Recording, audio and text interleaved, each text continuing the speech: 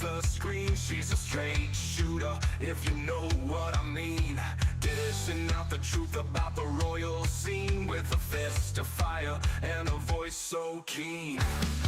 Hitting hard with those altar bridge vibes. No sugarcoating, no false alibis. Tearing down the lies she despises. Yorkshire lass with fire in her eyes. Steph don't play, she holds the line. Shouting from the rooftops across the digital vine. Harry and Meghan under her sign. Fearless and bold with a soul that shines.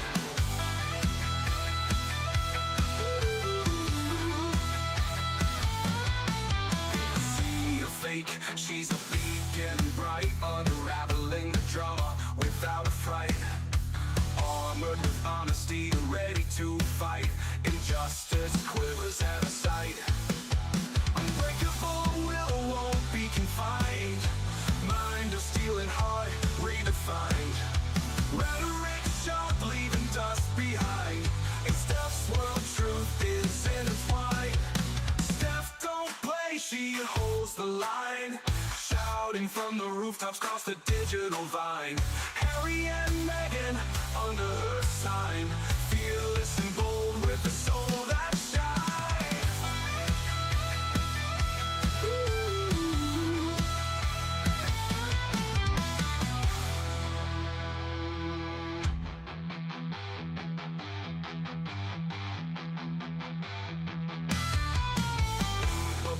Will won't be confined. Mind of steel and heart redefined. Rhetoric sharp, leaving dust behind. In Steph's world, truth is intertwined. Steph don't play, she holds the line. Shouting from the rooftops across the digital vine. Harry and Meghan under her sign. Fearless and bold with a soul that shines.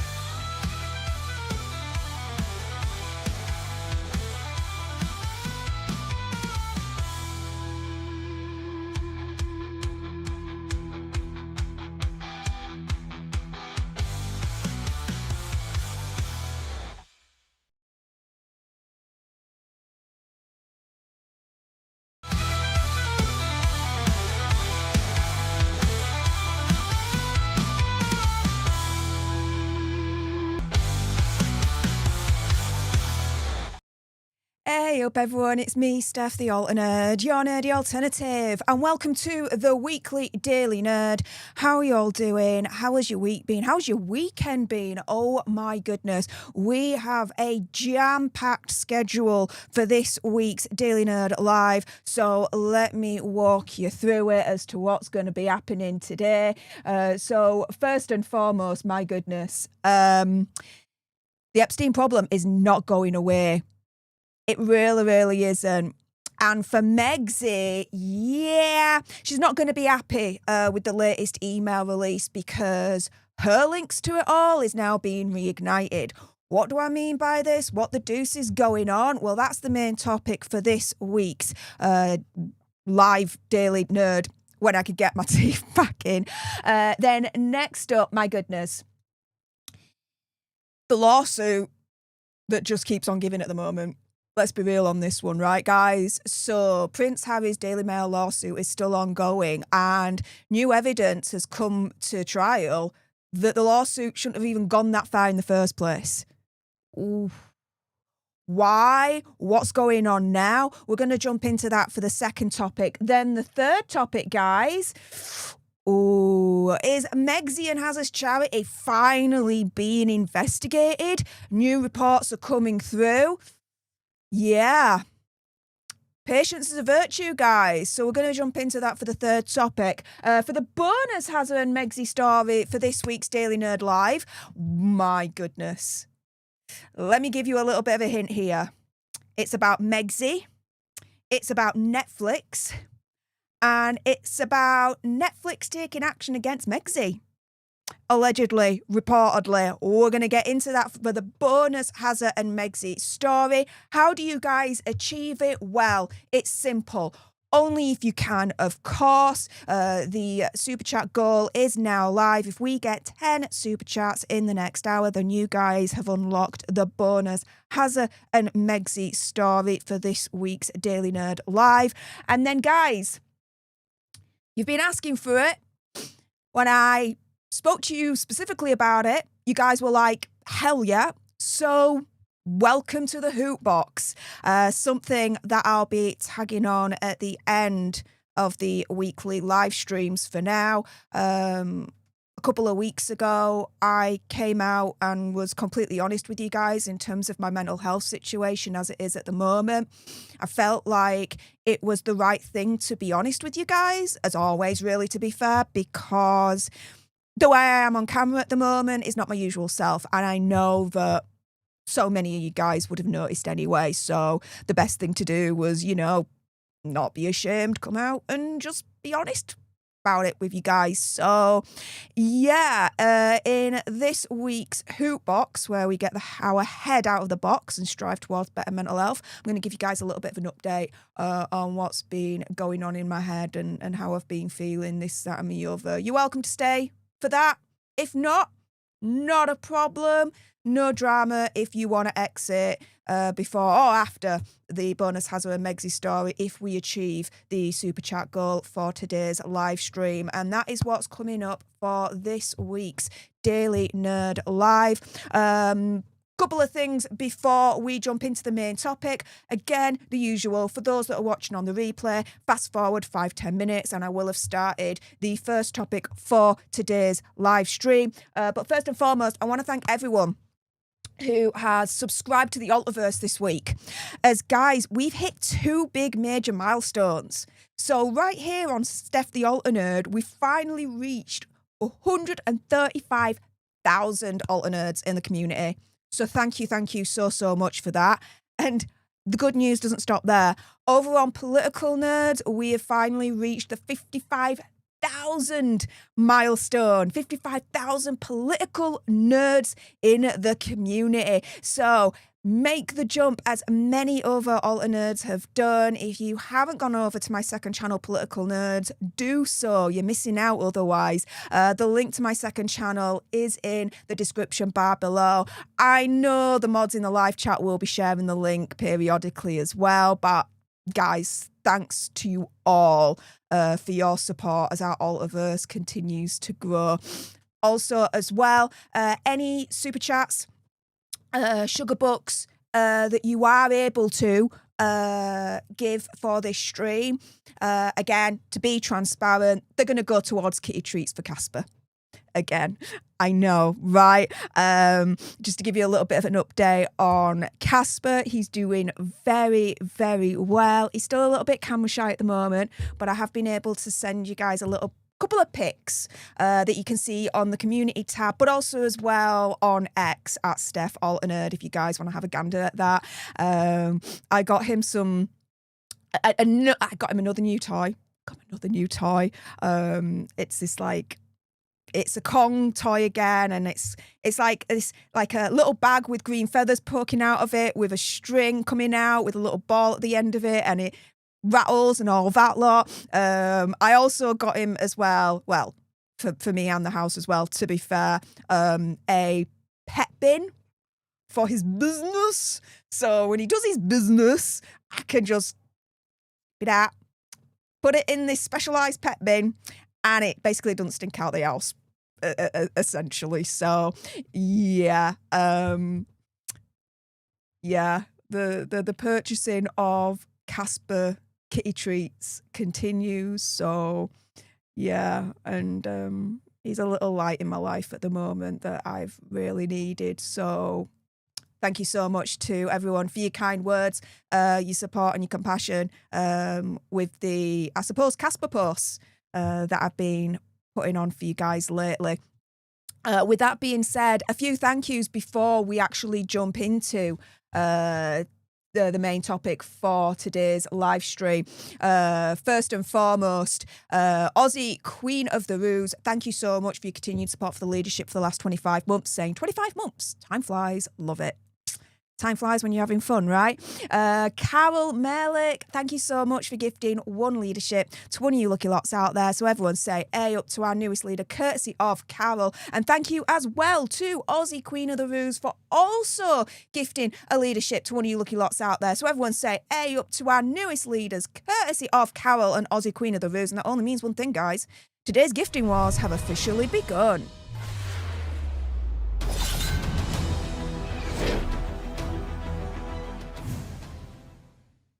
So thank you so much to Carol and Aussie Queen of the Ruse for kicking off today's gifting wars. Also, hearts in the chat right now for Flapper27 because she's the bed before this stream even started. My goodness. $50 sugar bucks. Oh, Flapper27, thank you so much. And Casper says thank you as well. He goes meow. Yes, that will go to a lot of kitty treats for Casper. So thank you so much for that.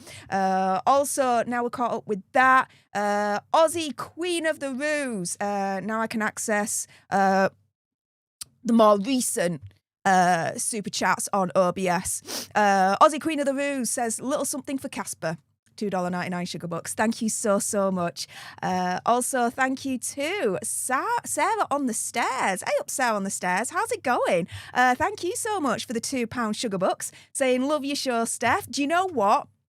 You're not going to get any arguments from me. I love my show too. We're both in agreement. But I'm biased, but you know what? Screw it.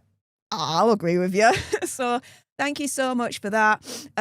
Carol, thank you so much for the $4.99 sugar bucks, saying thank you for all you do. Thank you for all you do and your support. I appreciate it.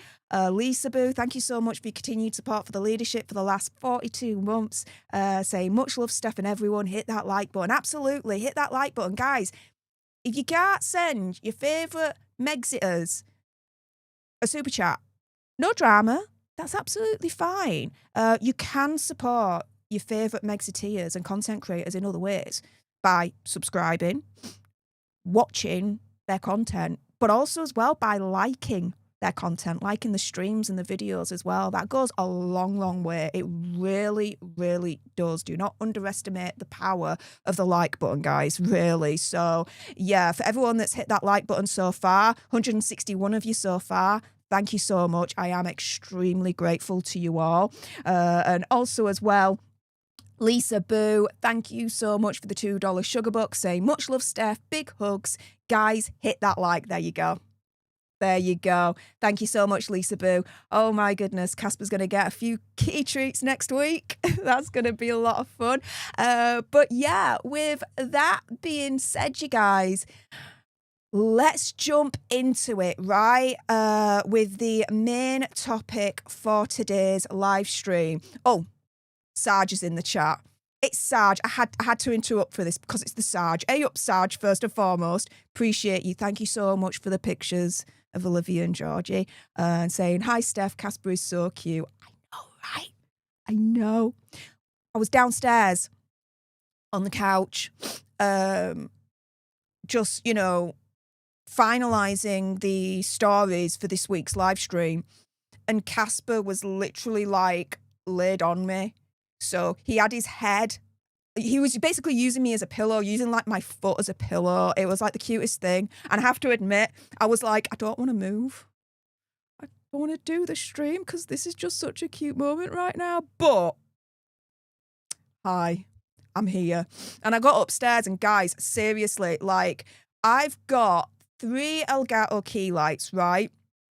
And depending on what I need, I'll either have them all on or just one on. And usually I just have the one on, the one main one on in the middle. For some reason, it wasn't working. It somehow disconnected from my Wi-Fi. So I had to rush to get that fixed. So that's the reason why this weekly stream was delayed somewhat. So thank you so much for everyone's patience in that. And thanks to Sarge for the $2 sugar bucks and contributing towards Casper's kitty treats. Yes, with that being said, let's jump into the main topic for today's live stream. Yeah, this is going to be a heavy one, guys. So, potential trigger warning and all that malarkey. And it's important to state right at the beginning that any name at all linked to Epstein or his associates in any way, shape or form does not automatically mean that they are guilty or involved in any crimes known and unknown. What I'm doing here is I'm just providing you with the new information that's out there. And you guys do your own research and you come to your own conclusions. I also want to address something else as well. I also want to state that in the past, I have publicly doubted Virginia Giuffre and her allegations towards Andrew based on the information that was publicly available at the time. I showed you the information. I gave you my rationale as to why I doubted Virginia. However, over the last year, as more evidence has been released, to say the least, it's not looking good for Andrew. It really isn't. Now, I still believe in innocent until proven guilty. And I believe in that wholeheartedly, especially with, my involvement in the Justice for Johnny Depp crew a few years ago, where the media labelled him as guilty and he had to prove that he was innocent. Not good. But with Andrew, and I would say Fergie as well in this, okay? I do believe that at this point, there is enough evidence out there for them to be formally questioned by authorities on both sides of the Atlantic, both America and the UK, when it comes to their involvement and their association with Epstein and any linked associates. So, with that being said, we all know that there's been a new tranche of Epstein documents that have been released. And I would say, opinion, conspiracy theory, whatever, this is causing a fresh nightmare for Meghan Markle. Why? Because this is now being brought up again. Remember this? I do. I reported on it a few years ago. I remember reporting on this a few years ago. So here's the article right here. This was published back in December 2021. Virginia Giuffre's lawyer suggests calling Meghan Markle to testify in Prince Andrew case. So at the time, Megsy was on the line, potentially being deposed over legal action against Andrew at the time. Now, this was said by Virginia Giuffre's lawyer. He said that Megsy could have had some important knowledge. Now, the lawyer in question is called David Boyes. He's the attorney who was representing Virginia at the time. And this is what he told the Daily Beast. He said he might seek to actually depose Megsy as part of the civil suit slapped against Andrew at the time by Virginia, and said he believed Megsy could be expected to, quote, tell the truth. He said at the time, she, i.e. Megsy, is somebody we can count on to tell the truth.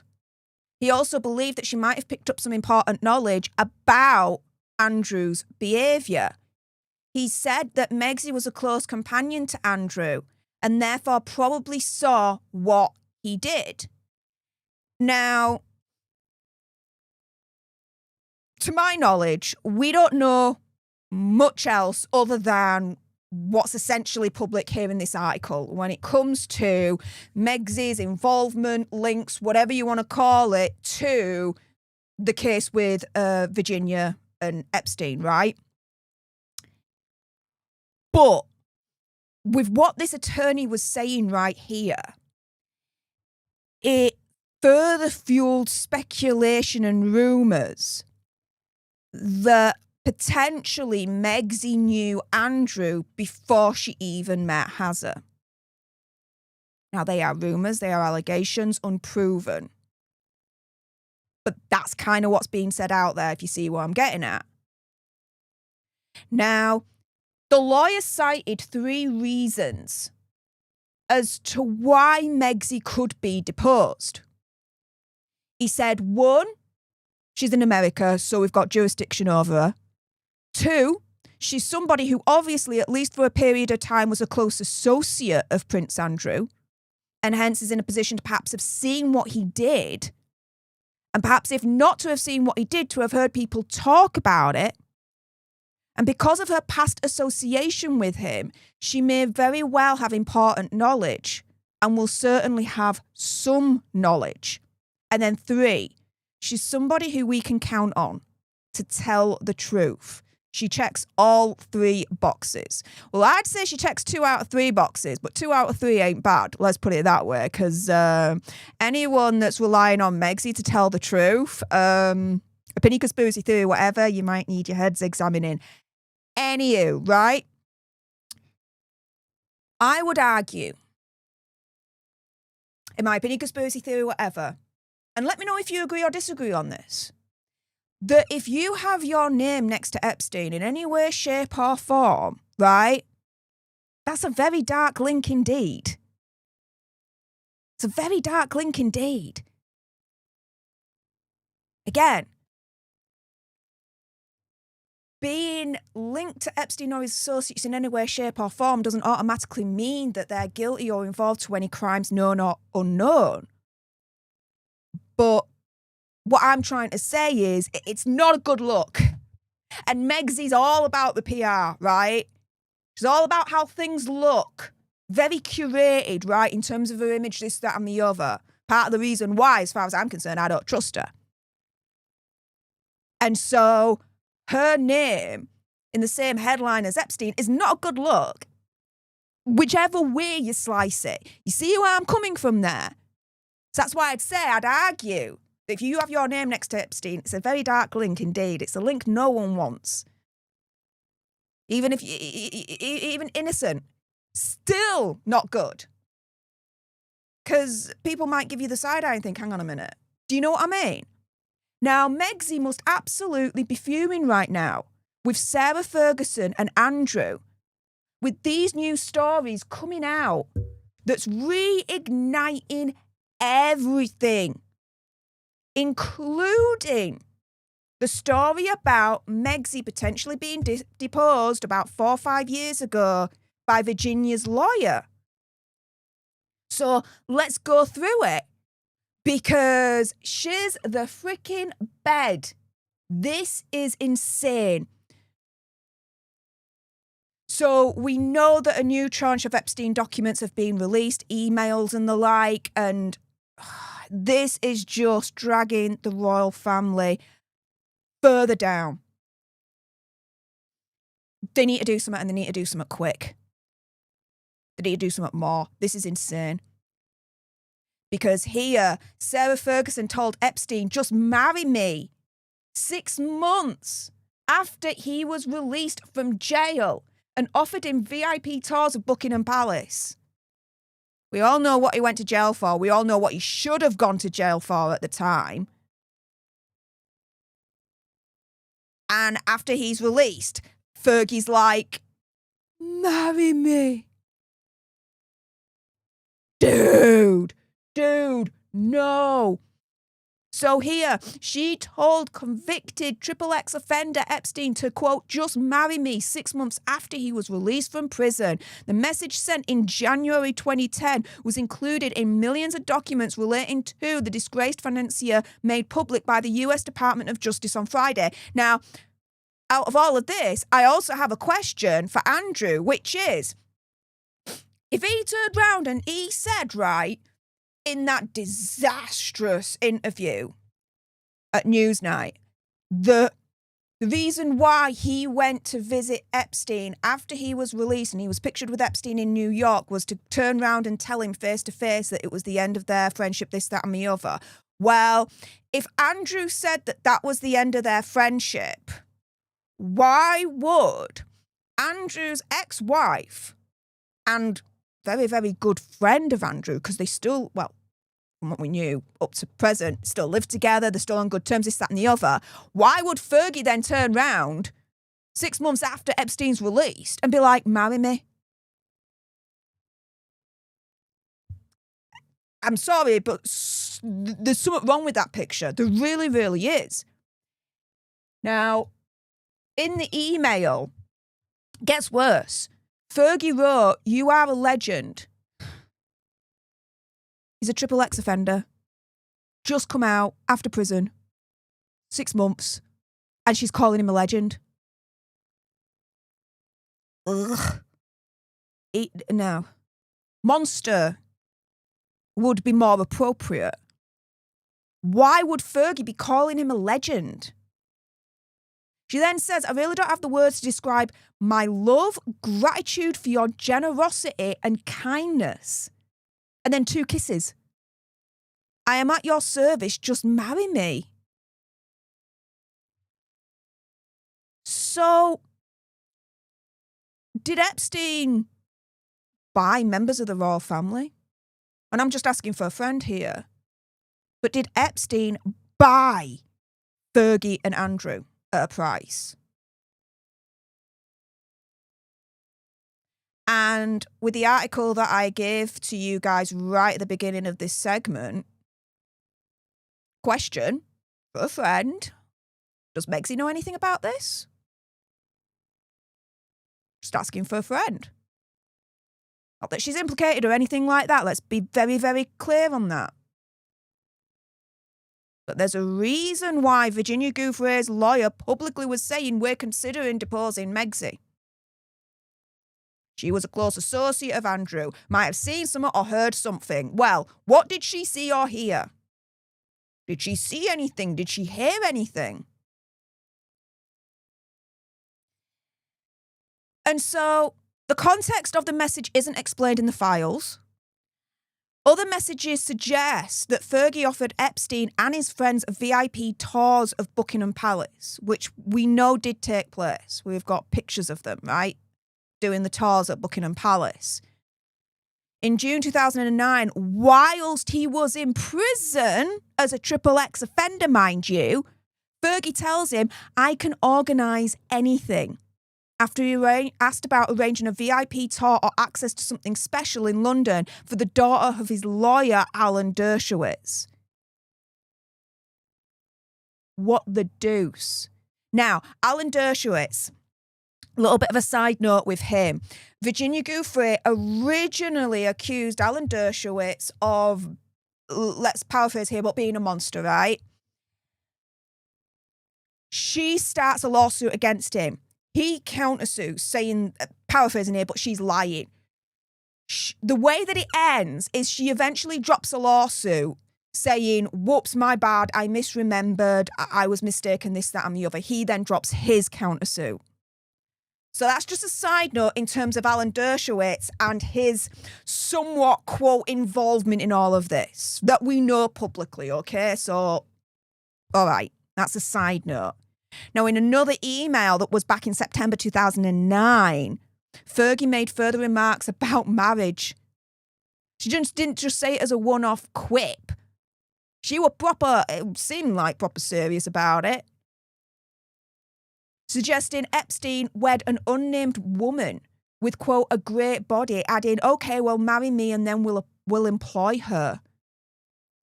Again, the context of the message isn't explained in the files, but employer for what? Huh? Employ who? If you're going to marry, if Epstein's going to marry you, Fergie, why would you want another woman to employ? Lots and lots of questions on this. As Royal News says on X right here, new emails are mental. 2009, Fergie suggests Epstein marry her so they can employ another woman with a great body. 2010, just 6 months after his release, she proposes marriage again. What do you think? Is this just her madness or could they have been a thing? Good question. What do you guys think? Let's go further because she treated him like family, guys. She even likened this monster to being the brother she always wished for. And so here, with this email, Sarah thanks him for, quote, being the brother I've always wished for after he complimented her in front of her daughters, Princesses Eugenie and Beatrice. So this is a message sent on the 3rd of August 2009. She told Epstein she had never been more touched by a friend's kindness. Oh, I just, knowing what Epstein has done, and she's never been more touched by him and his kindness. Like, that's just sickening right there. She then writes, in just a week after your lunch, it seems the energy has lifted. What? I've never been more touched by a friend's kindness than your compliment to me in front of my girls. Thank you, Jeffrey, for being the brother I've always wished for. Describes him as a legend, says I'm so proud of you in separate emails sent in November of that year. She then invited Epstein to Andrew's 50th birthday party at St. James's Palace in February 2010. The email reads, Beatrice, Eugenia and I would love to invite you to celebrate the 50 years of Papa Stroke Andrew. It'll be on February the 26th, 2010, from 7:30pm for drinks and for 8:30pm for dinner at St. James's Palace, London. It will be suits and cocktail dresses and, you know me, mysterious mischief. So bring your presents and your humour.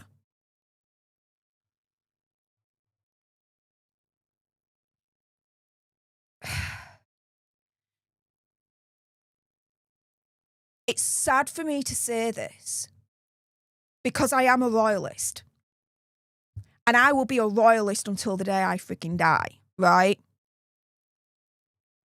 I believe in the royal family. I believe they should not be abolished, all that malarkey, right? However,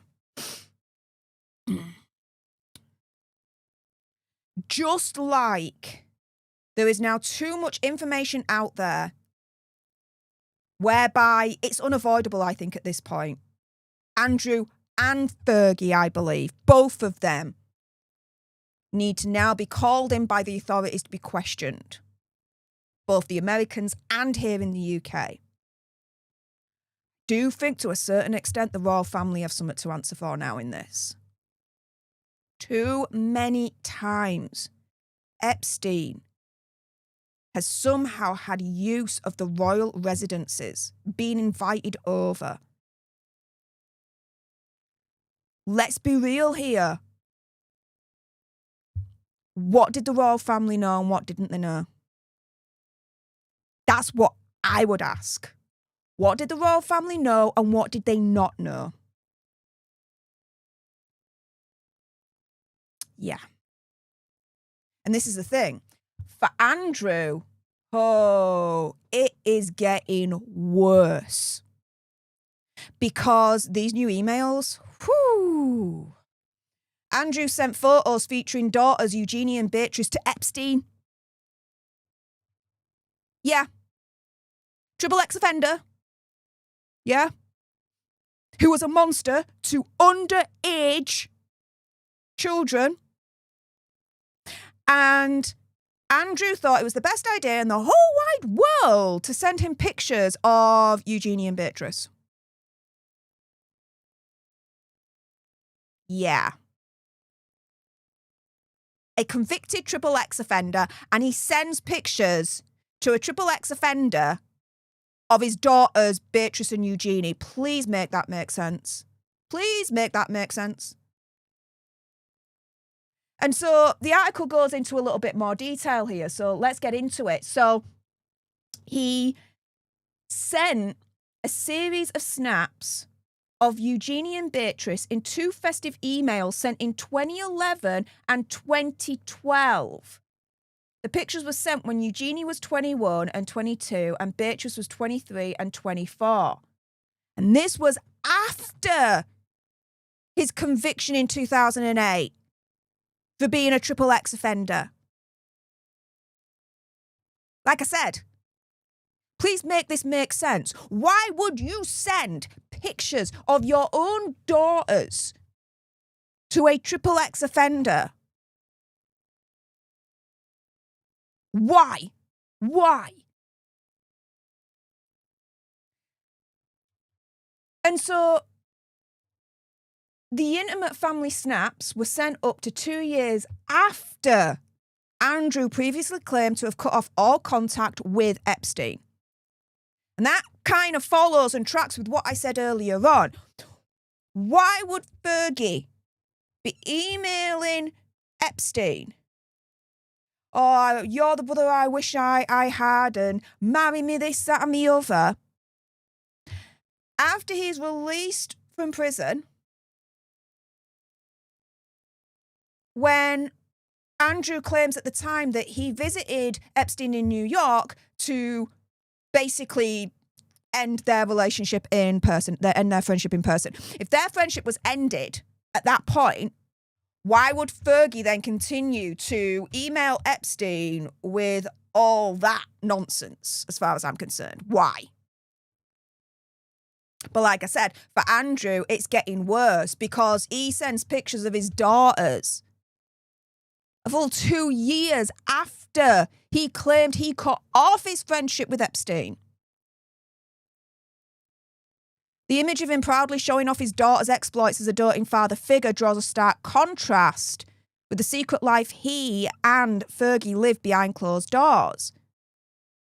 The latest revelations leave Beatrice and Eugenie in trying times, royal expert Jenny Bond said today, as the sisters struggle to navigate their father's increasingly humiliating position, ostracised from the royal family. And this is the thing. At the moment, I do feel a lot of sympathy for Princesses Beatrice and Eugenie at the moment. I do. I really, really do. As Samantha Markle says right here, Beatrice must be horrified. This is really sad and scary that conversations like this were taking place. What conversations? Well, thanks to Basil the Great sharing this on X. Absolutely horrific. Epstein and Mandelson discussing Prince Andrew's daughter Beatrice in 2009. Now, I'm going to say, allegedly, this, that, and the other, okay? But Epstein says, from what I can gather here, if I'm following it right, does that make it incest? How exciting.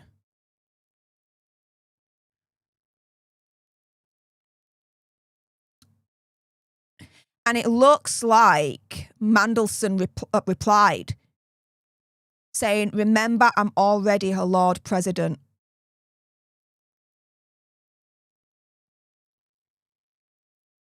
Yeah. Now, I have to echo what, according to Taz, is saying right here. Definitely feeling sorry for the York princesses today.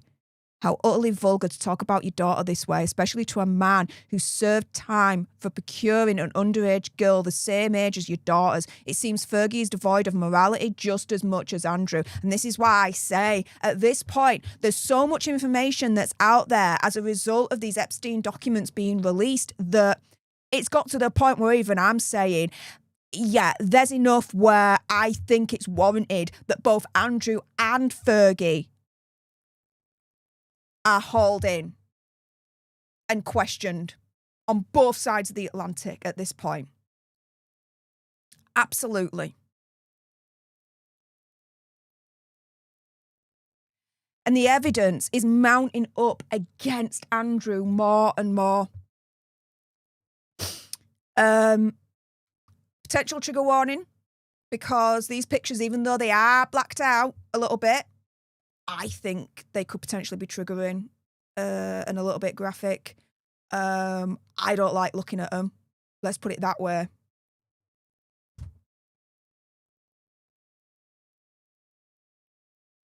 Samantha Smith on X. They say a picture's worth 1,000 words. Well, the images of Prince Andrew only bring one to mind: evil. Now, the context of these pictures are not explained. This could be innocent, may not be. We don't know. Again, got a big kind of, what is it on that? However, it's not looking good. It's not looking good. As a second victim is now pointing the finger at him. Here, reported in the Telegraph, second Epstein victim claims she was sent to Andrew for XXX, lawyer says. Second woman claims she was sent by Epstein to Britain for triple X with Andrew, her lawyer says. The incident allegedly took place in 2010, and the woman was in her 20s at the time. Brad Edwards, her lawyer, says we're talking about at least one woman who was sent by Epstein over to Prince Andrew. And she even had, after a night with Prince Andrew, a tour of Buckingham Palace. And we all know from the release of the emails and whatnot, how Andrew and Fergie were quite amenable to providing VIP tours of the palaces. Thing is, it's now gone next level for Andrew, because if you think it couldn't get any worse, shiz the freaking bed. It just has. This has now gone nuclear with a capital N. Why? Feast your eyes on this.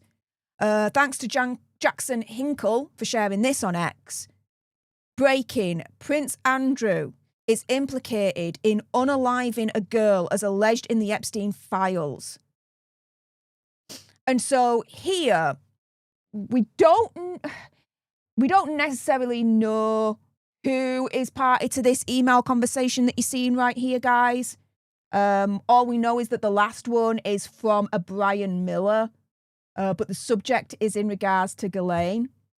And so let's go right at the top here, okay? So, actually, no, let's start at the bottom here. So Friday, October the 2nd, 2020, okay? Start from there. Back in the 90s, Ghislaine recruited a girl for a modelling career. Instead of modelling, she was sold as a slave for triple X and torture. Prince Andrew was an accessory to her unalivement, as he tortured her and me to force her unalivement. I need to get a passport to identify her. I will need someone to contact the passport office to get an expedited passport.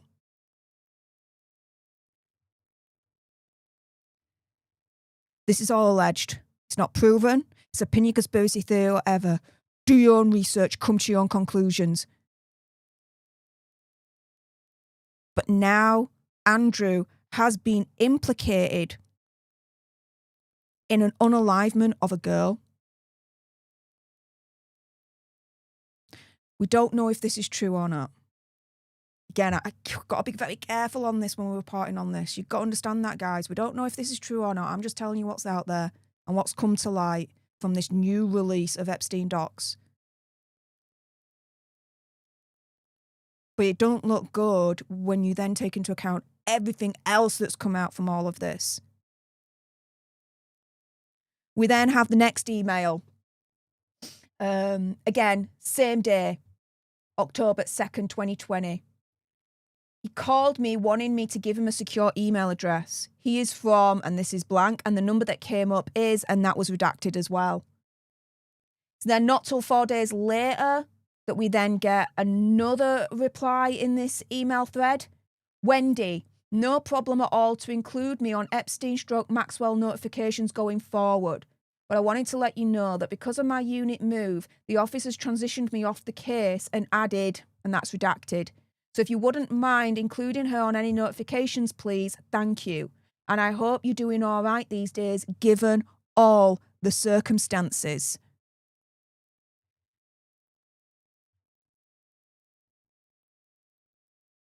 There's going to be more documents to come. We know this. We can safely assume there's more documents to come, and this isn't going to be the end. But whenever a release of Epstein documents is happened, and we find out more and more of Andrew and Fergie's potential links to it all, we think it can't get any worse. It just did. It just did. And it has now come, guys, to this. Basil the Great on X saying the following: he needs to be brought to trial. This cannot be allowed to go ignored any longer. I would say as I would say, for anyone, that due process needs to be observed no matter who you are. And again, let me bookend all of this with the following. It's important to state that any name linked to Epstein or his associates in any way, shape or form does not automatically mean that they're guilty or involved to any crimes known and unknown. I'm just providing you with the new information that's out there. You guys do your own research and you come to your own conclusions. And again, let me repeat myself because, I've got nothing to hide. I want to state that in the past, I have publicly doubted Virginia Giuffre and her allegations towards Andrew based on the information that was publicly available at the time. However, over the last year, as more evidence has been released and more of these Epstein documents have been released, it's not looking good for Andrew, to say the least. And I still believe in innocent until proven guilty. However, with Andrew, and I would say Fergie as well, I do believe that at this point there is enough evidence out there for them to be formally questioned by the authorities on both sides of the Atlantic when it comes to their involvement, their links with Epstein and any of his associates. It is as simple as that.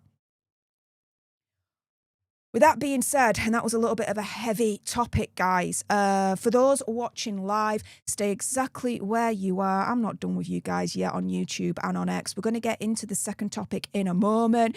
New evidence has come to light that Prince Harry's Daily Mail lawsuit should never have gone to trial.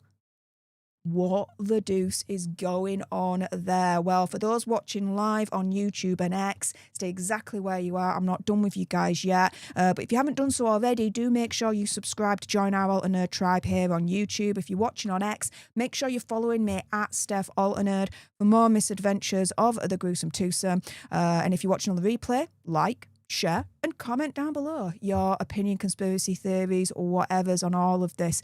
With that being said, I've got a few thank yous to get through, and then we're gonna go on to the second topic for this week's Daily Nerd Live. Firstly, Jean Rick, thank you so much for the $1.99 sugar bucks. Really appreciate it. And my favourite, the Ginger Doggy Fighting Arts moment. I love it, love it, love it. Always love it, no matter what. And for those that don't know, the uninitiated, let me explain to you right now. This is my favourite Super Chat sticker. Why? Well, this is a ginger doggy and the heart's coming from the tail. And when you lift the tail from the doggy, what's directly underneath? The butthole. Therefore, this is a ginger doggy fighting arts moment. You'll never be able to ever unsee it ever again. You are so very welcome. So that's that. And again, Jean, one of the OGs of this community. Thank you so much for jumping into today's gifting war, gifting one leadership to one of you lucky lots out there. So everyone say, A up to our newest leader, courtesy of the OG herself, Jean Rick. The big SM is in the chat. A up, Stephen Magnus. How's it going, mate? Saying, Meghan's yacht days always possible, Andrew Link. Well, firstly, thank you so much for the £2 sugar bucks. And yeah, alleged yacht days and alleged Andrew Link.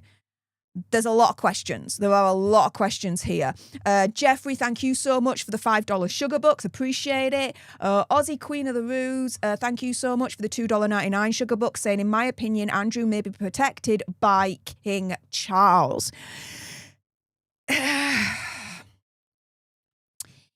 Yes.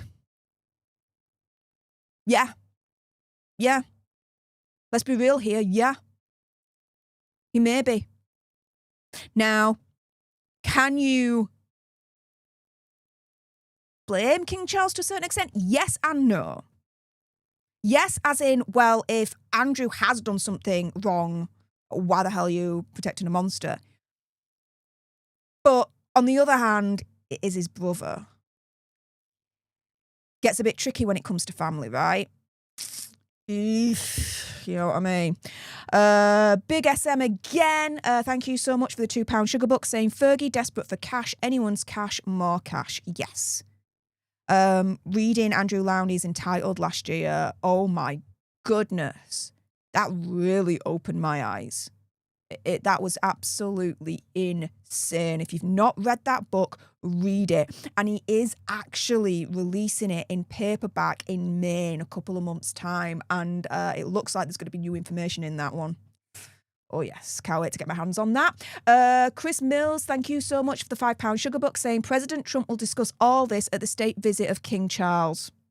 I wouldn't be surprised. Will we hear anything about it? Probably not. Big SM, thank you so much for the £2 sugar bucks, saying it's all on one website. Yeah, I've got it. But it's a lot to get through. There's like, if I'm not mistaken, like over 3 million documents that have been released. So this ain't over. This story is not over. I think there's going to be more that's going to come to light over the next week or two. And Jeffrey Cranwell, thank you so much for the $2 sugar bucks and the ginger doggy. Appreciate it. Thank you so much.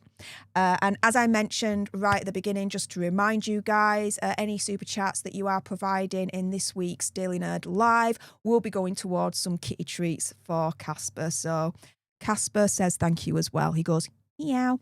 With that being said, let's jump into the second topic for today's weekly Daily Nerd Live. New evidence has come to light in court that suggests that Prince Harry's Daily Mail lawsuit should never have gone to trial.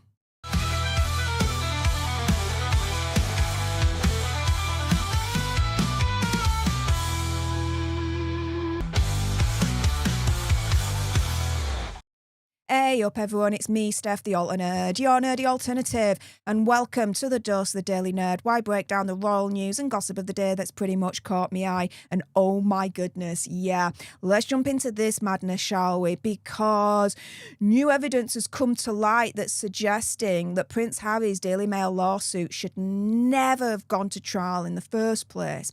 What's going on? Well, let me explain to you. Thanks to, first and foremost, Royally Sage for spotting this in an article by The Telegraph regarding the ongoing lawsuit against Daily Mail that Hazard is a part of.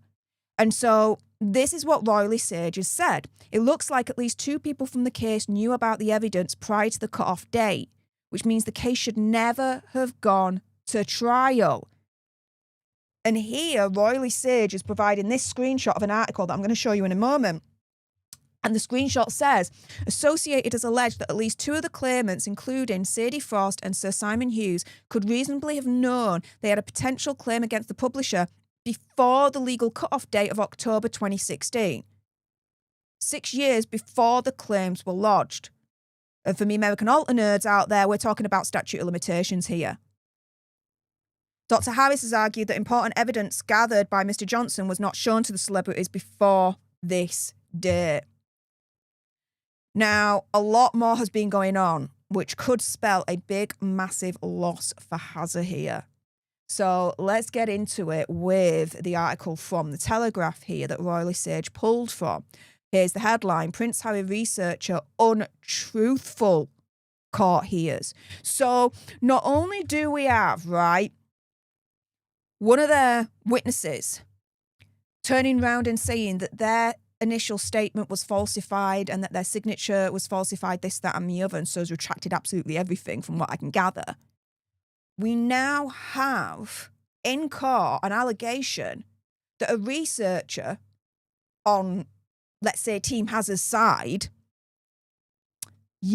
has been untruthful. Interesting phrase there, don't you think?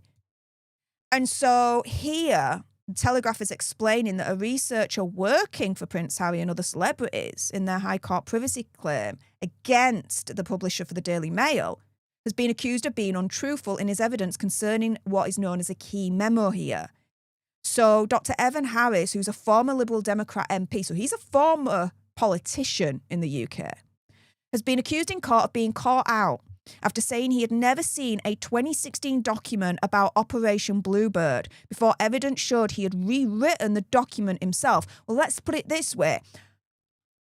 How could you say that you've never seen a 2016 document about Operation Bluebird when you rewrote said document that you've claimed you've never seen before? Yeah. See the problem here? See why this researcher is now being described as being, quote, untruthful? There's something wrong with that picture. I can't make it make sense. Can you? So the former director of campaign group Hacked Off had repeatedly told the judge that he had never seen the report that contained details of a clandestine investigation into alleged criminality at the Daily Mail and the Mail on Sunday. Now, he was given evidence for a third consecutive day in support of claims brought against the Daily Mail publisher, otherwise known as Associated Newspapers Limited, over, the usual allegations that's coming from Hazard of unlawful information gathering, hacking, this, that, and the other, right? Now, he's a member of the legal research team, which was investigating the claims on behalf of Hazard, Baroness Lawrence, Elton John, and others for what they're saying is several years. And so this researcher, Dr. Harris, had previously told the court that he had never heard of Operation Bluebird and was not sent the 6-page memo written in 2016 by his colleague Graham Johnson, who was a former tabloid journalist, and he was convicted in the past of being a phone hacker. So he tells the court, I was not involved with this work. He says, Operation Bluebird is new to me. Didn't know about Operation Bluebird, never seen any documents about Operation Bluebird, not to do with me. Done and dusted, right? No, not done and dusted, because the following day emerged that not only had been sent a memo by Graham Johnson, but made significant edits to a document pertaining to Operation Bluebird. So again, how can you turn around and say that you weren't involved in Operation Bluebird, that it's completely new to you, that, you didn't see anything in any way, shape or form relating to Operation Bluebird? But then at the same breath, have knowledge, because you were sent a memo about Operation Bluebird and actually edited a document pertaining to Operation Bluebird as well. Make that make sense? And so the lawyer, the barrister for Daily Mail publisher Anthony White KC said, quote, I suggest you've been caught out, Dr. Harris, and the evidence you gave yesterday was untrue. You returned the document with substantive changes, with passages you had rewritten afresh. It's not difficult looking at certain key passages to see the changes you made. So this researcher, Dr. Harris, he can't just turn around and say, well, yes, I was sent this document, but I only made one small edit on it and I didn't realise it had anything to do with Operation Bluebird, right? Okay? He can't even say that. Because as the barrister for Daily Mail publisher is saying, dude, you made substantive changes to this document. To make big major changes, he knew what he was changing. He knew what this document was. He must have done to make substantive changes and edits and rewrites to this document about Operation Bluebird. See where I'm coming from there? Now, Telegraph goes on to say that with Anthony White KC, he adds, your evidence, Dr. Harris, on the points I showed you in the transcript of yesterday's evidence was untruthful, wasn't it? Now, the researcher, Dr. Harris, is insisting that he had not been shown the memo, so had been unable to refresh his memory, saying that was an error, it was not a falsehood. I would not say something that was untrue.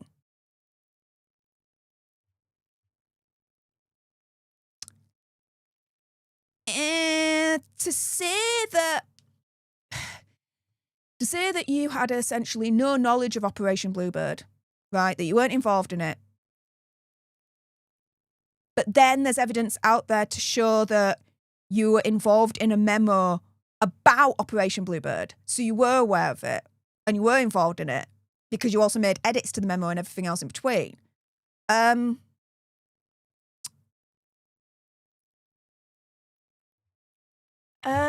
Question for a friend. How is that not untrue?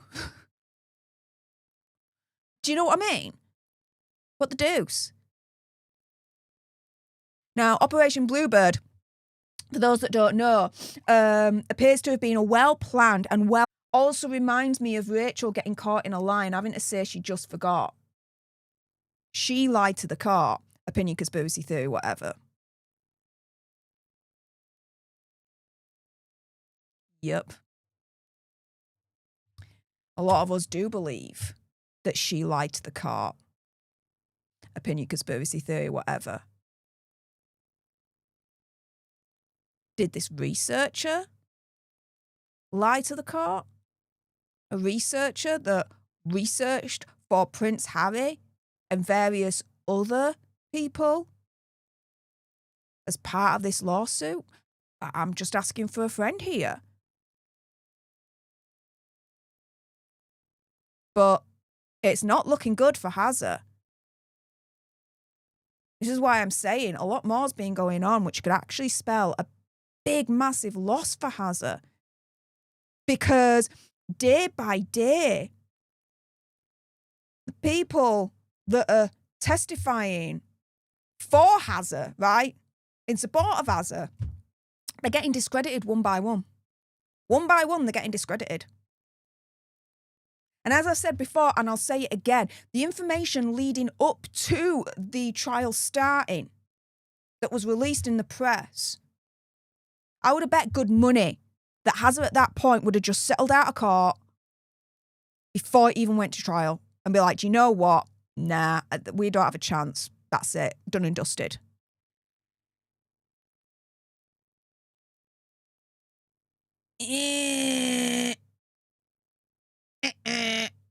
Nah, it ain't, did it?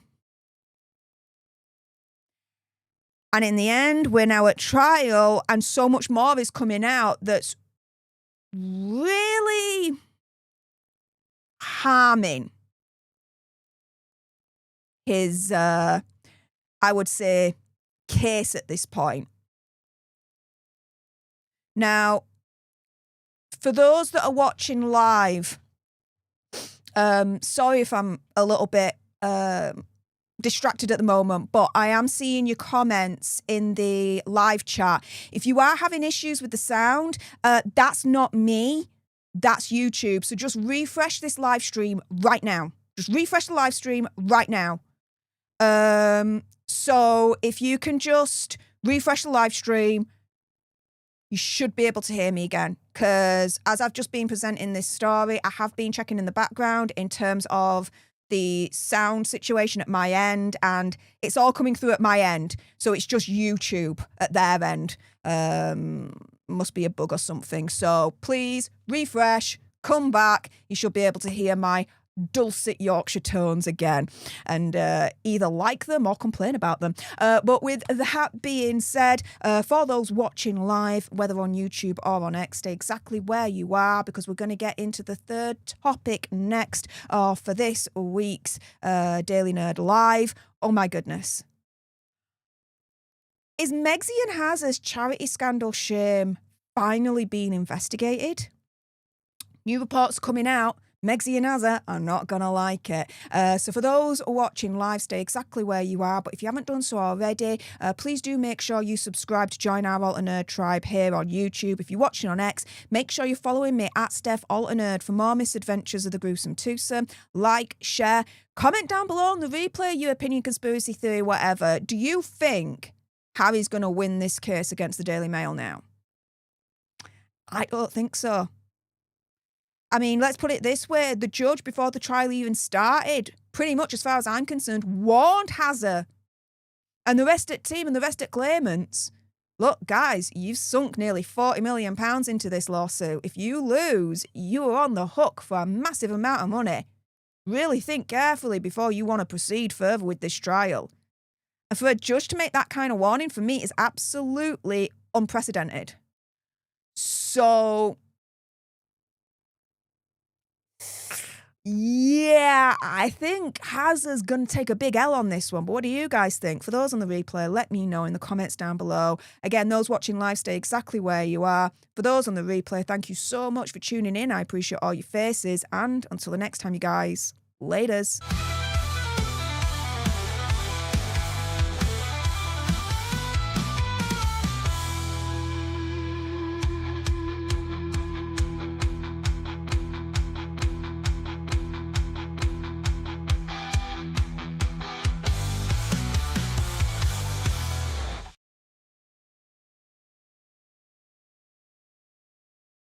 All right, and that was the second topic for today's live stream. We're going to get into the third topic in a moment. The real reason Meg's Netflix show has been cancelled.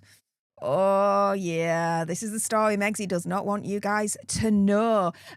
So with that being said, I just want to thank, firstly, everyone that stuck by me during this live stream. Apologies for the technical issues in the last story. That wasn't on my end. That was a YouTube thing, because as I was presenting the story, I was checking my audio.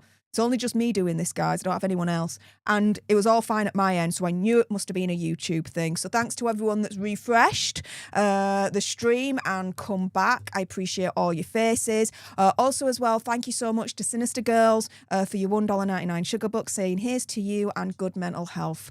Thank you so much for those sugar bucks. They'll be going towards kitty treats for Casper. With that being said, yeah, guys, let's jump into the third topic for today's weekly Daily Nerd Live. Yeah, the real reason Megsy's Netflix show is being cancelled, and she doesn't want you to know this.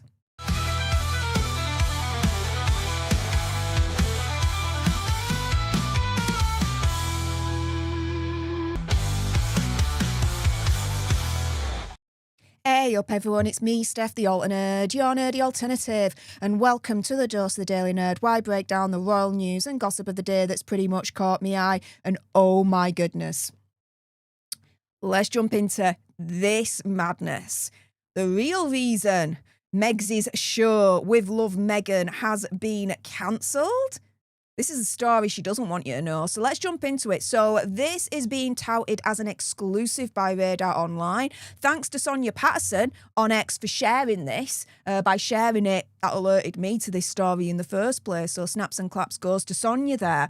And so here, the exclusive from Radar Online, exclusive investigation, the full story of Hazard and Megsy's charity scandal shame, from claims of fraud and bullying to how 25 staffers have deserted the couple. And so, oh, hang on a minute. Oh. Can we do that again, guys? The Netflix show one was the bonus story, which we have achieved the goal, so thank you so much for that. But yeah, let's just put that down to a Steph's rare brain fart moment. Oh my God. Dude. Sorry about that. Let's jump into the third topic, which I just touched upon. Megsy and Hazard's charity scandal shame now being investigated. Take two. Let's go.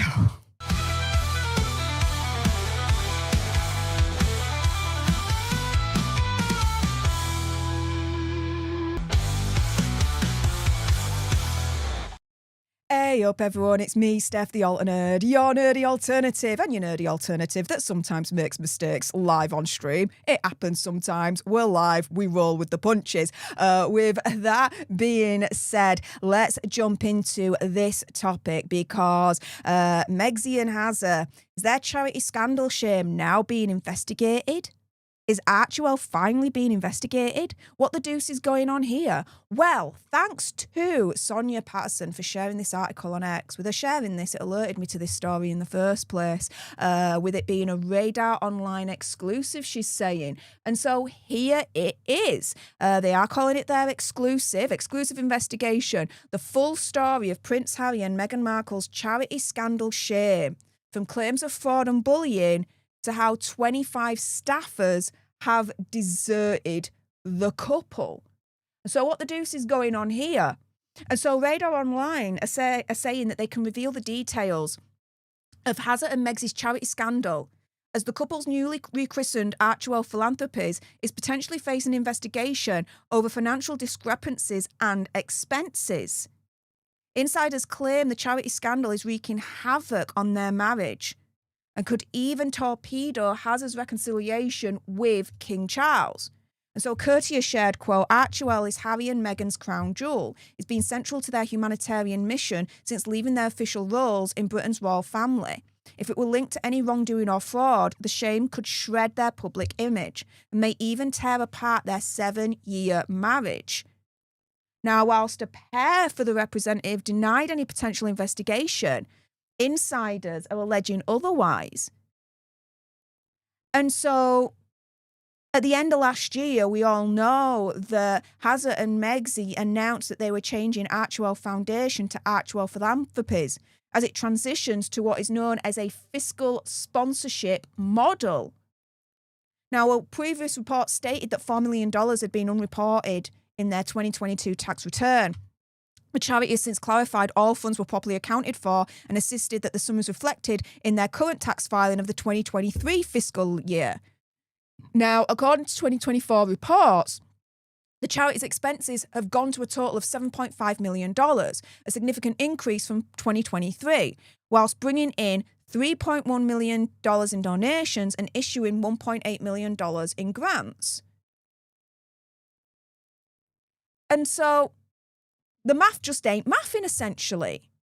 Now, it's important to note there's been no evidence of wrongdoing by Harry or Meghan or Archewell, but sources still believe that Archewell's financial matters are a massive concern, saying the situation surrounding the charity is just one of many headaches for Harry, whose reputation was absolutely screwed last year when it came to the whole drama with Senator Barley. We all remember Dr. Sophie Chandrawarkar accusing Harry of harassment and bullying at a scale. He pushed back, denying it. An investigation was launched. Charity Commission said that they found no evidence of widespread or systematic bullying or harassment. But, and it's very important to note here as a side note, they said, but it's not our job really to investigate that. Our job was to investigate whether there was any mismanagement at Archewell. So that even though we didn't find any evidence of systematic bullying or harassment, doesn't mean that it still didn't happen. There just needs to be further investigation in that, and that's not something that the Charity Commission actually does. So let's be very, very real on that one. Now, despite all of that, the sources claim that the scandal have left Harry devastated. Meanwhile, Meghan was already having a meltdown as her perfectly curated life was being threatened by more staff departures. Yeah, even more. Over 25 have now gone, including top honchos at Archewell. Moreover, opinion, conspiracy theory, whatever, and I'm just asking for a friend here. What's going on with WME? Right? Have WME sacked Meghan? Have they dropped her? Because with the recent news that Meghan has gone back to Sunshine Sachs, with Harry, mind you, does it make sense, again asking for a friend, for Meghan to be represented by two agencies, WME and Sunshine Sachs? Again, just asking for a friend here. I don't know. I don't know the ins and outs of it. Don't make any sense to me. If someone can enlighten me, I'm more than happy to hear them out. But all in all, guys, going around full circle here, Radar Online is reporting that, the charity might be getting looked into now a little bit more because the figures aren't mathing. The math ain't mathing. 2 + 2 always equals 4. Enough about what I think, though. What do you guys think? With that being said, for those watching live, whether on YouTube or on X, stay exactly where you are. I'm not done with you guys yet. We're going to get onto the bonus Harry and Meghan story in a moment. The real reason Meghan Markle's Netflix show is being cancelled.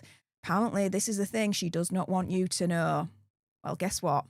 I'm going to report on it. So, with that being said, those watching live, stay exactly where you are. I'm not done with you guys yet. If you haven't done so already, though, do make sure you subscribe to join our Alter Nerd tribe here on YouTube. If you're watching on X, make sure you're following me at Stef Alter Nerd for more misadventures of the gruesome twosome. Like, share, comment down below your opinion, conspiracy theory, whatever.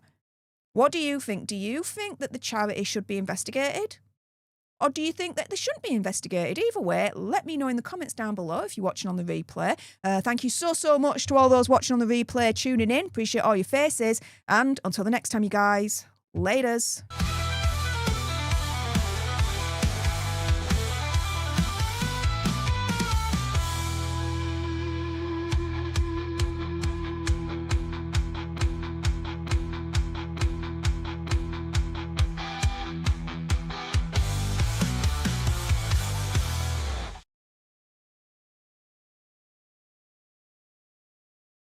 All right, and that was the third topic for this week's Daily Nerd Live. Yeah, apologies for the beginning with that again. Like, it's as if I've never streamed in my life before. But it happens to the best of us. I'm keeping it in. At the end of the day, we're all human, and it is what it is, guys. It really is. But with that being said, I have a few thank yous before we jump into the bonus Hazard and Megzy story for today's live stream, which you guys know by now if you've been watching all this time what it's all about. But firstly, thank yous to Jeffrey Crownwell. Thank you so much for the $2 sugar bucks. For each of these super chat stickers, the Ginger Doggy smiling, and then my favourite, the Ginger Doggy fighting arts moment. We also have the Big SM himself. Thank you so much for the £5 sugar bucks, saying Fidelity Investments, charitable gift fund. Yeah. This is where the discrepancy came from, the missing money, right? They gave Archwell $6 million. They reported $1 million in 1 year and then $5 million the next year, and reporting periods were different. So it was all allegedly then accounted for with this blah, blah, blah, blah, blah, right? So yes, you are right. And, oh, wow, Phoebe Rare. Do you know what? Maybe I just need to go into a dark room and just re-examine my brain right now. Phoebe Rare 2234, thank you so much for joining and becoming our newest leader in the community. Everyone, hearts in the chat for Phoebe, because they went one step further and actually hit that join button. So Phoebe, welcome to the leadership. Thank you so much. With that being said, let's get on to the bonus Hazard and Megzy story for this week's Daily Nerd Live. Special thank you to everyone that was able to contribute towards this week's Super Chat goal. Appreciate all your faces. So, yeah, without further ado, let's do this.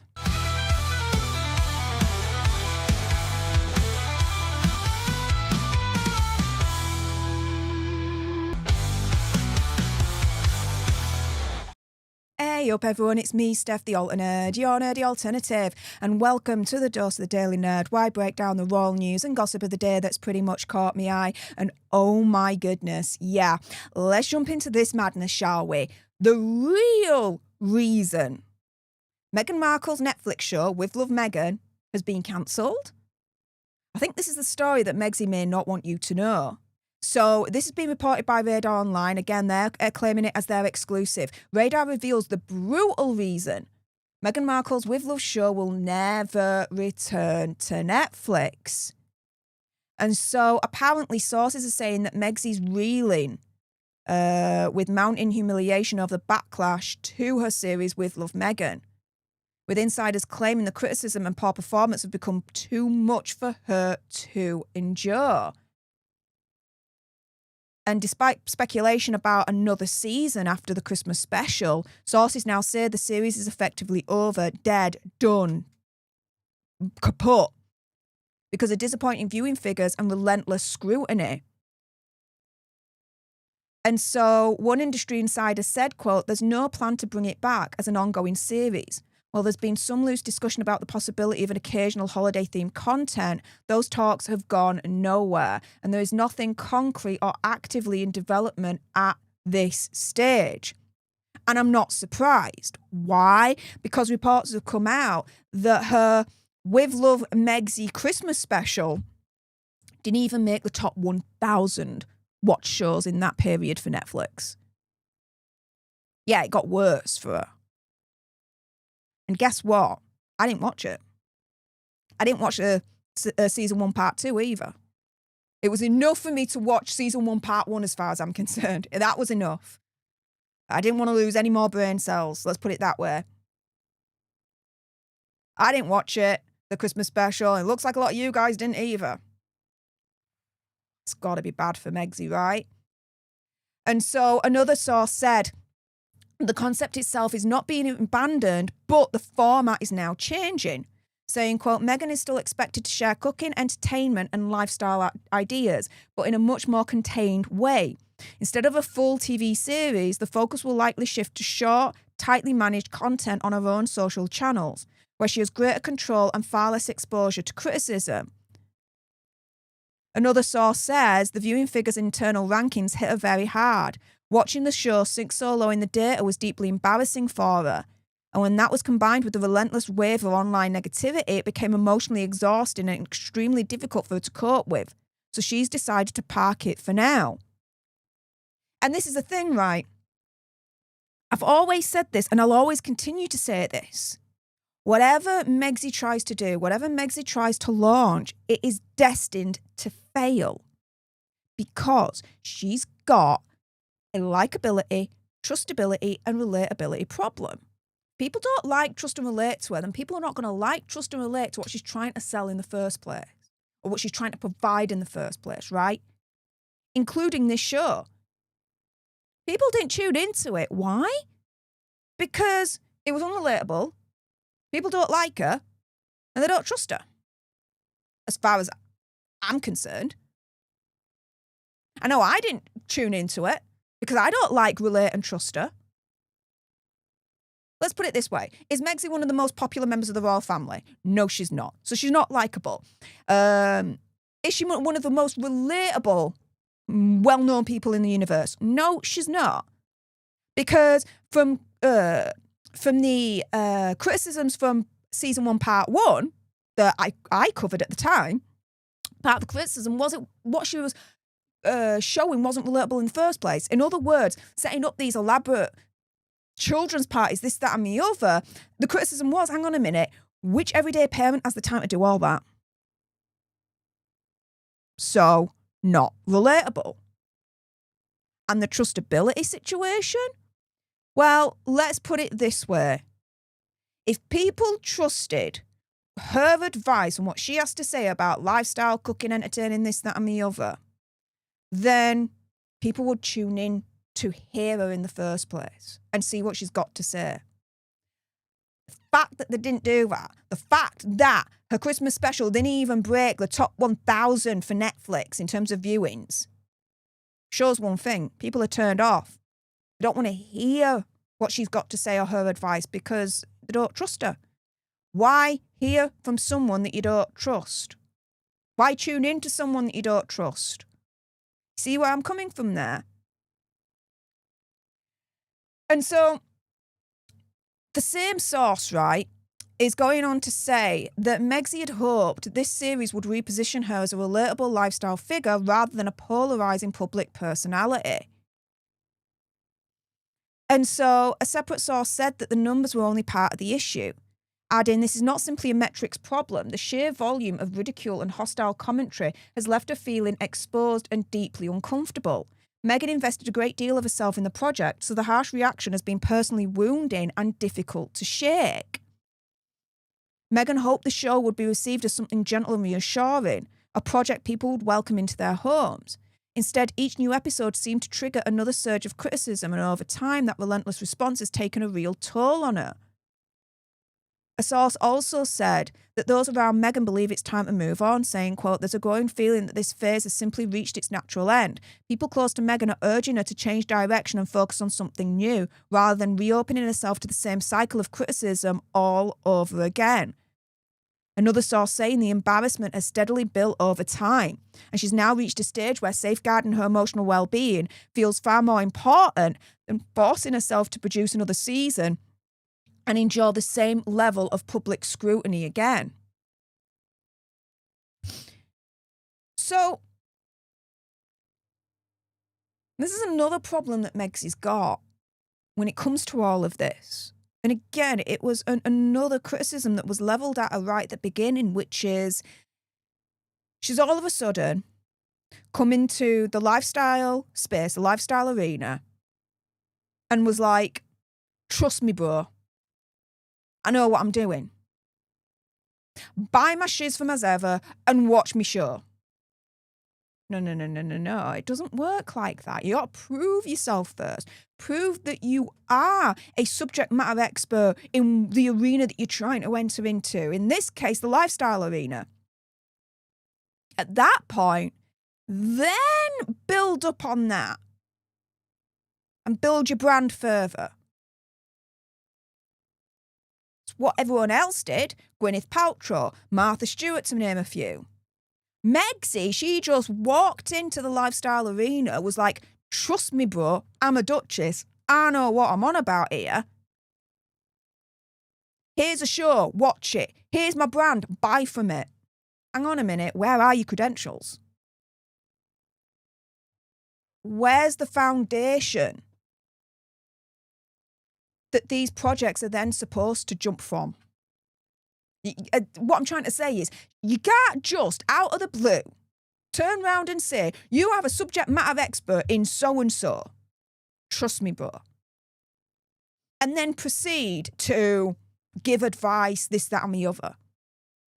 No, you got to show your credentials. You've got to prove your credentials first before you are then considered a subject matter expert. I know. I've been a subject matter expert in the financial industry. I know. Megsy, as far as I'm concerned, has not done that.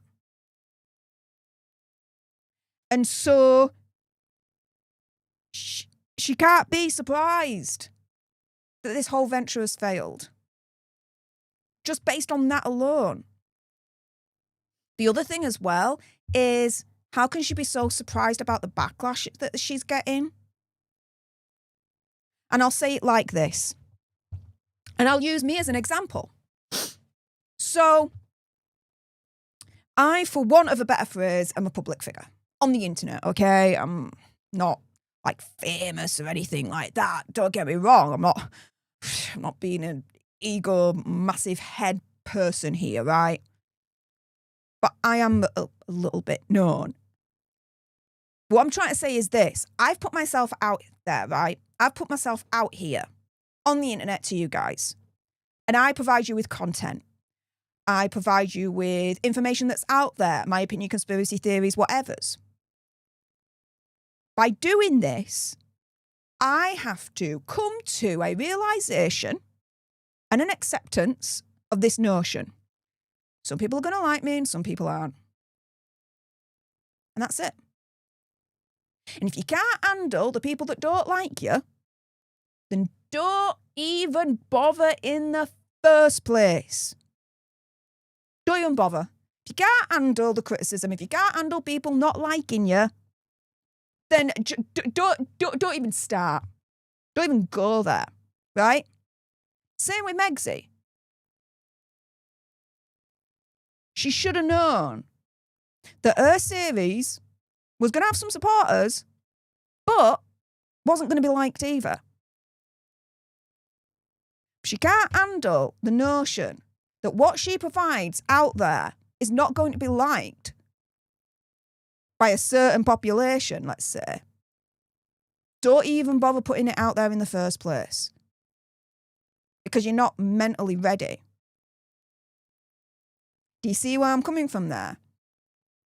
Now, reactions have been coming in on this, and so I'm going to show you a few right now.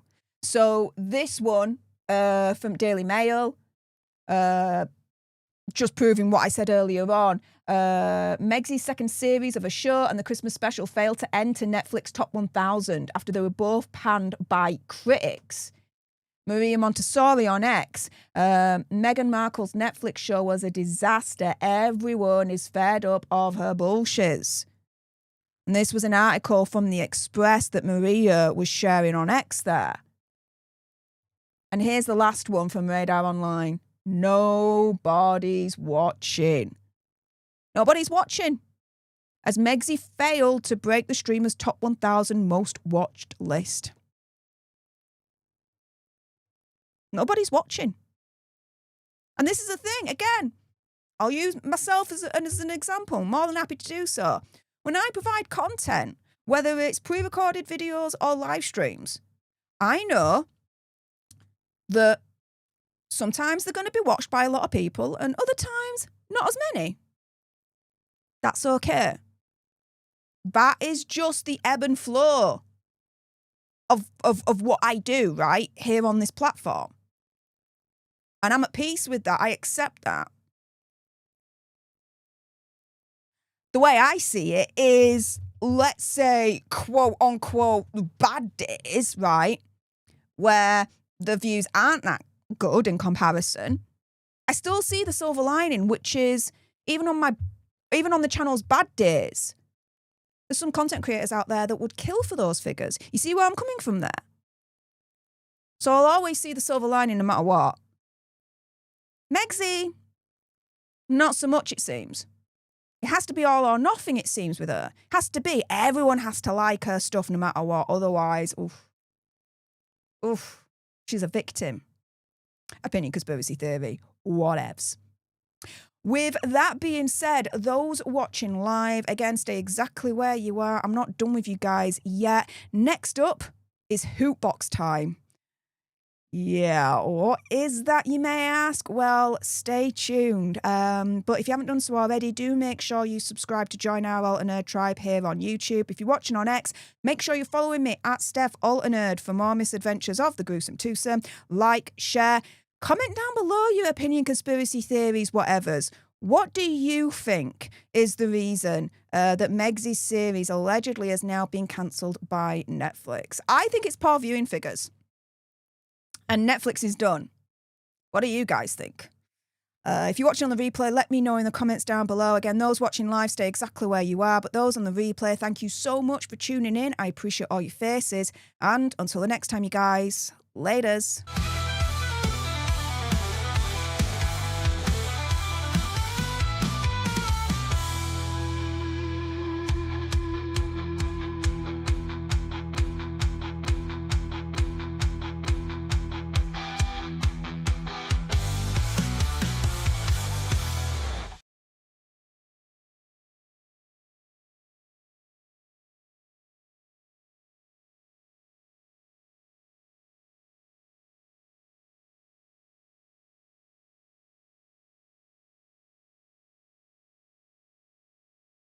All right, and that was the bonus Hazza and Megsy story for today's weekly Daily Nerd live stream. Again, I think I need to go into a dark room and re-examine my brain because words are coming out of my mouth and not in the right order, it seems. So, yay for that. But yeah, thank you so much to everyone that has stuck with me up until this point. If you guys want to exit at this stage, absolutely fine. But it is Hootbox time. What does that mean? Well, welcome to the Hootbox, where we get our head out of the box and strive towards a better mental health. A couple of weeks ago, I did a live stream and it was a little bit different. I was being honest in terms of my mental health and a little bit of what I'm going through at the moment with my, I have to say, severe depression. And so when I asked you guys if you wanted to hear more about this, there was pretty much an overwhelming, resounding yes. A lot of you guys said that by me just speaking out, it was helping you guys somehow. I don't know how, but wow, okay. And the reason why I was so honest a couple of weeks back about my mental health wasn't like a pity party. I don't do that BS. I really don't. It wasn't like a woe is me thing, right? It was more to do with my intention to always be honest with you guys and knowing that how I appear on screen at the moment is extremely different. And you guys will have definitely noticed my temperament, my change in temperament. And I feared there'd be a lot of questions. And so I wanted to get ahead of that. And I wanted to be honest with you guys and say, look, this right now, what you're seeing, there's a reason. And this is it. I'm going through some severe depression at the moment. And when I was explaining all of this to you guys, I likened it to being in a process of getting my head out of the box. So at the moment, my head is in this box and there's not a lot of light. It's very dark. The trick is to start, for me, getting your head out of the box just a little bit each time. So you're less in the box and more into the light and getting better. Hence the hoot box, which is acronym of head out of the box. Hoot box. So yeah, I've decided after a little bit of a think as to how I wanted to, do this, how I was going to do this on the channel. Initially I was thinking maybe a separate video or maybe an extra stream on Saturday or something. And then I thought, do you know what? I'll just do it on the Sundays. So at the end of every weekly Daily Nerd Live, it'll be Hootbox time. And you guys can decide if you want to stay around or not for that. I understand that with this channel, it's about, mainly royal news and the gruesome twosome. And so I understand that when it comes to discussions about mental health, that's not necessarily what you come to this channel for. So I didn't want to force this onto anyone by doing a separate video or separate live stream series on it. Instead, it was like, okay, let me just do it at the end of each weekly live stream. And then, you guys can decide whether you want to opt out at this point or continue to watch. And that's entirely up to you guys. See where I'm coming from? I hope you do. With that being said, before we continue, just a couple of thank yous. Firstly, Chris Mills, thank you so much for the £5 sugar bucks. Casper, sembravo così contento sulla sedio bel gatto. I love cats too. Oh, well, that's really, really nice of you to say.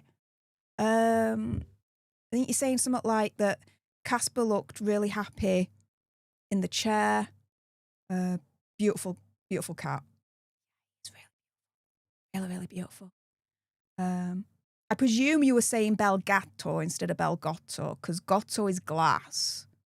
Gatto with an A is cat. I'm assuming anyway. And Big SM, thank you so much for the £2 sugar bucks, saying, I'm sitting in the dark, can't find the wick. Yeah, I've heard that another person had ordered a candle from Megxit and it came without the wick. Like, dude, seriously, she's just an absolute mess, isn't she? So yeah, with that being said, let's jump into the hoot box. So a lot has happened in the last couple of weeks since I told you guys about my mental health situation. Now,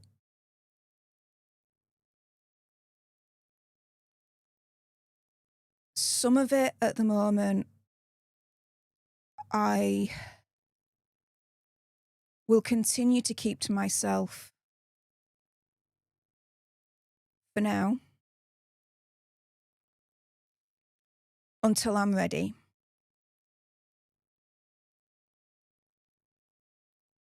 At the moment, there's certain details, there's certain information that I'm not ready to tell you guys. There's a possibility I never will.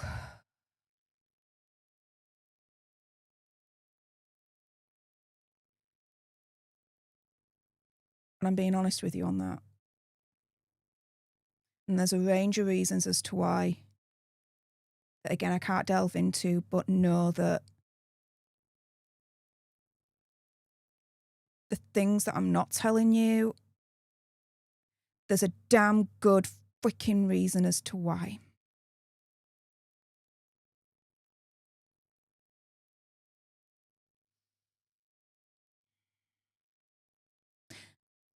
But a lot has happened in the last couple of weeks since I publicly told you guys that I'm suffering from severe depression. And so let's get into the doctors first and foremost. Okay. Where are we with that? So the doctors are continuing to help and support me. They've given me another batch of sertraline, 40 milligrams per day. They were looking to potentially increase that, but not at the moment. I have an appointment with, I don't know what you would call it, some kind of health professional that works at the GP for mental health people like me. I have an appointment with that person towards, I believe, the end of this month, if I'm not mistaken.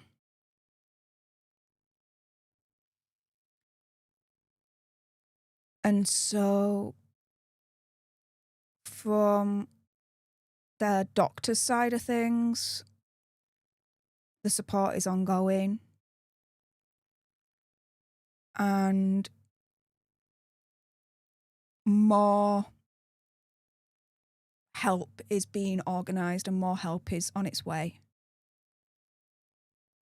including counselling.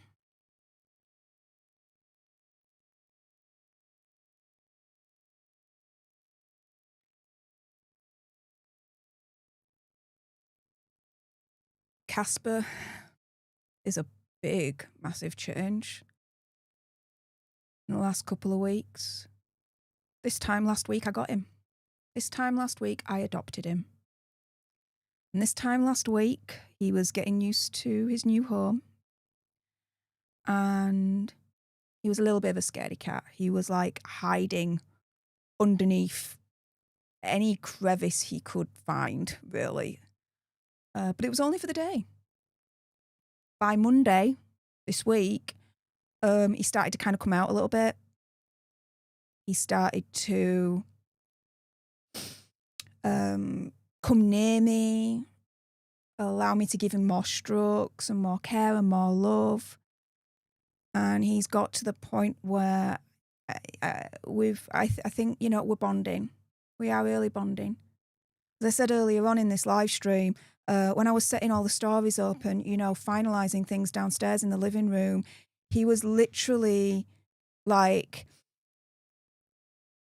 he was on the sofa with me and he was using my foot as a pillow and I didn't want to move. I was like, do I really want to do this live stream? Because I'm pretty comfy right now with Casper like this. It was a very cute moment. Of course, it was like a 2-second thought and I'm like, nah, let's do the live stream. Let's get on with it. But yeah, Casper and I are having snuggle times a lot more now. Last night was a big major milestone because he actually slept with me on the bed. He wasn't underneath the bed this time. He was on the bed with me, curled up. So that was really, really nice. Being in my own bed with Casper, the TV on and just falling asleep with Casper beside me. It was wonderful. It was peaceful. He is, as soon as I got him last week, actually, I made sure he was fully insured with Pet Plan. And I called the vets, my local vets, and he's being seen tomorrow. So I'll get him registered there. He'll get seen. Anything that he needs, it'll get done. He has a little bit of a sneezing thing at the moment. Like mother like son. You know how like when I sneeze and I can't stop? That kind of thing. And that's happened a few times live on stream. Like I've not hidden it. It is what it is, right? Yeah, it seems like he's got something similar. I don't know what it is, but I will get the vet to check it out tomorrow and see what's going on with his poor little nosy. He might be allergic to something. It might be, I don't know. Well, we will figure it out. We will figure it out. But he's adorable. And my mum and my stepdad met him on Friday and they approve of him. Well, of course they're going to approve of him. I mean, you've seen pictures of Casper. If you haven't, I've shared them on the community tab. And he's just such a cutie. He's got a little moon face. Like his face is round, like a moon face. It's cute, and his eyes are adorable. Like they're yellow, but they're green as well. It's just stunning eyes. He's got stunning eyes. But he is a much needed light in my life right now. And as I'm healing him, because he's a rescue, he's healing me as well, bit by bit. And each day gets a little incrementally better. If I can turn around and I can say that today was better than yesterday, then that's a success in any way, shape or form, even if it's just by a millimetre. It's the way I'm seeing it at the moment. I have to crawl before I can walk. I have to walk before I can run. I have to run before I can do marathons.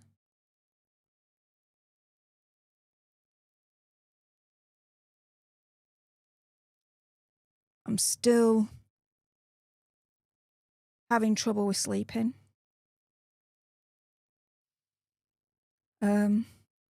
And it's strange because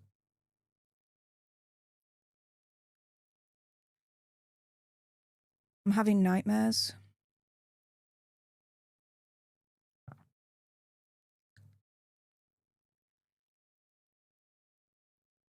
It's been a while since those have happened.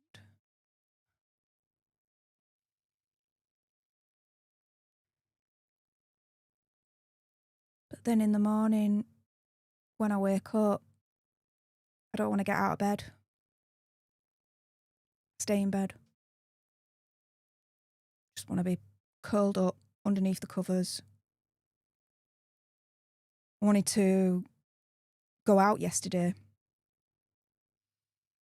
Had some errands to run. I didn't in the end. In my head, I just didn't want to go out. I wanted to lock myself in and stay in. There are days, though, that I've forced myself out of the house. Not to be scared or anxious or anything like that. Casper's been a big motivator for that. So, for example,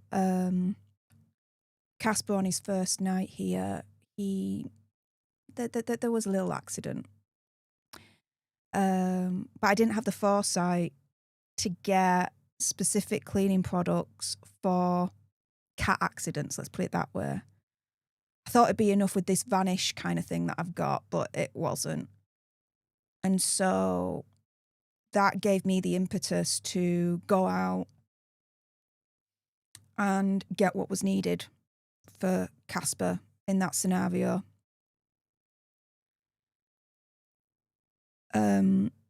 Sorry, I just looked that way because Casper's literally just outside the studio right now, and he's laid down, and he's just chilling out with me. It's cute. He's following me a little bit more around the house now, which is nice. But yeah, and I'm trying my hardest not to use Uber and Deliveroo.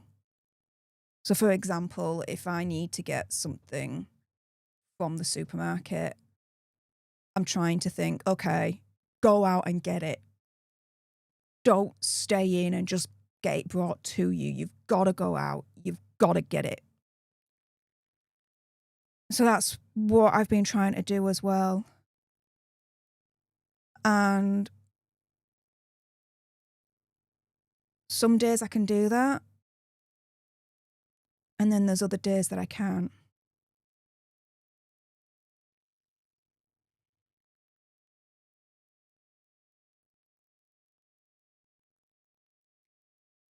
And on the days that I can't, I find solace in being with Casper,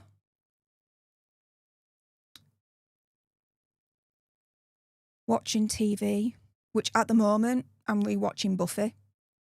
Big Buffy fan. I'm old enough to be able to say that I watched it when it was first aired. Yeah, I remember coming back from school and having my tea, and then immediately I think it was like every Thursday, I would turn on TV, and it'd be on Channel 2, BBC 2, I think like 6:30 in the evening, and there'd be a new episode of Buffy that I had to watch. Couldn't miss it. Which, by the way, news has come out that Buffy reboot is happening now, so yay, but kind of a little bit cautious. We'll see how that all pans out.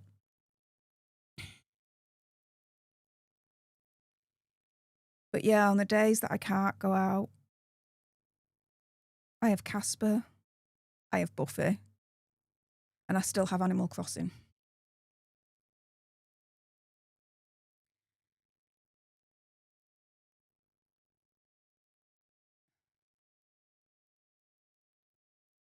I'm starting to as well.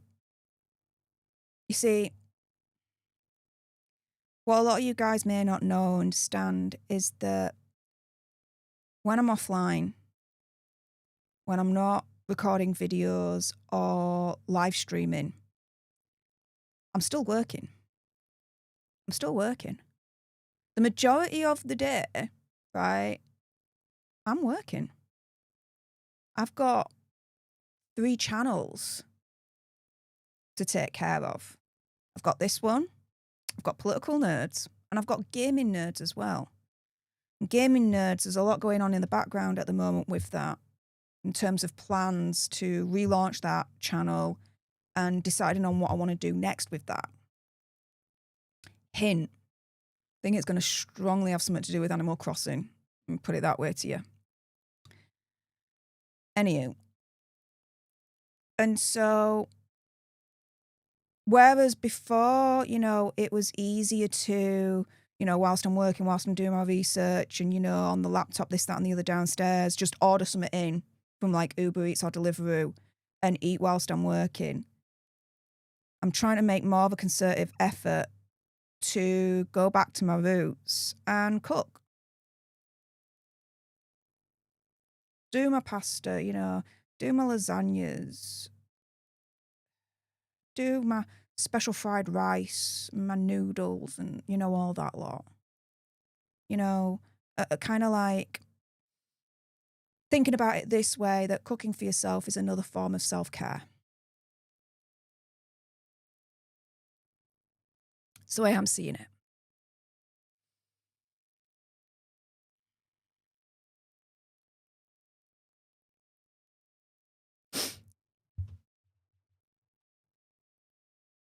What I'm about to say, I mean, all of it, I suppose, is a trigger warning for this day and age. Don't get me wrong, but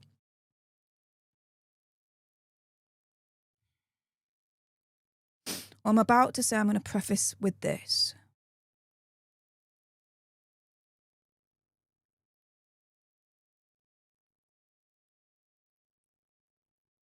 I am not in any danger of myself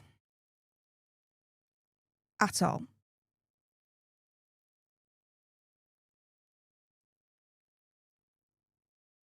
But admittedly,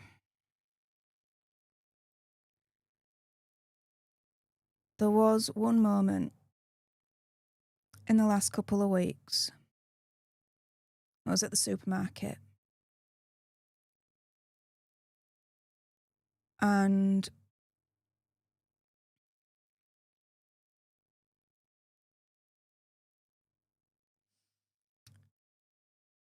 I found myself stood in front of the medicine section. All the ibuprofen and the paracetamol are. And I was just standing there, just, I don't know, like a zombie. I don't know how to put it.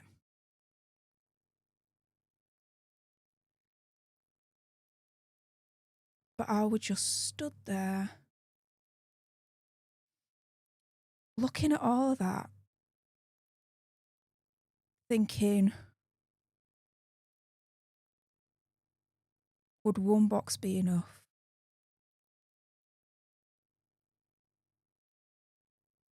Or two?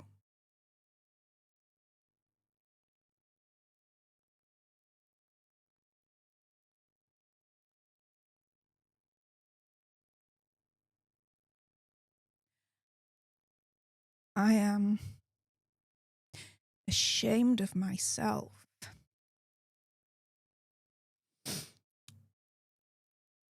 for having that moment.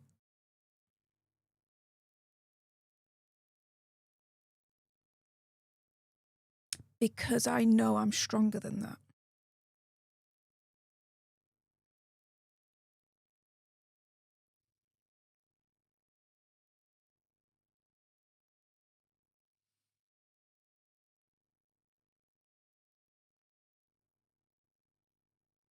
But as I've told you guys before,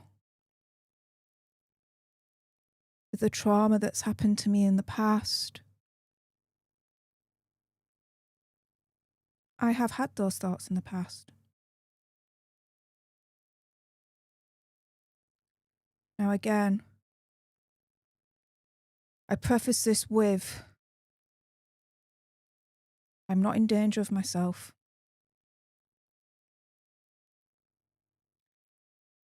I'm not ever going to do anything like that.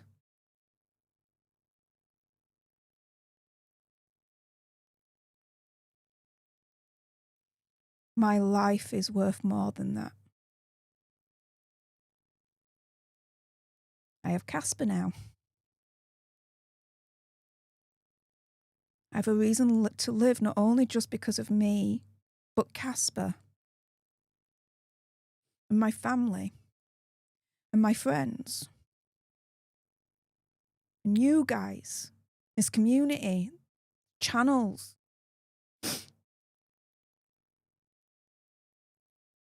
Even Animal Crossing. I know that sounds stupid, but Animal Crossing, I tell you, I've got a lot to thank Animal Crossing for. I really, really do.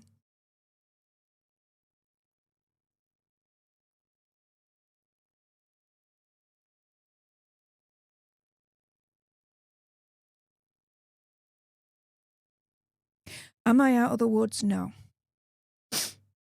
No.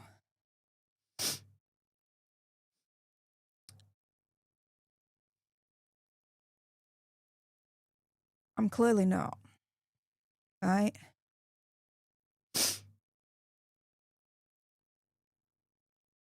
Am I taking the steps to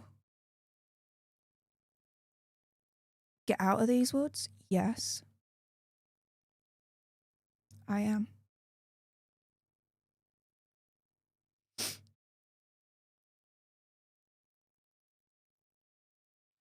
And just like I have beaten this before,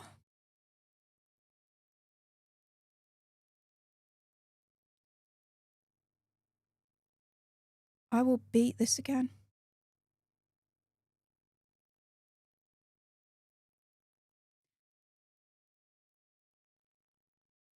Because even though I've been reduced to this state at the moment, I know that inside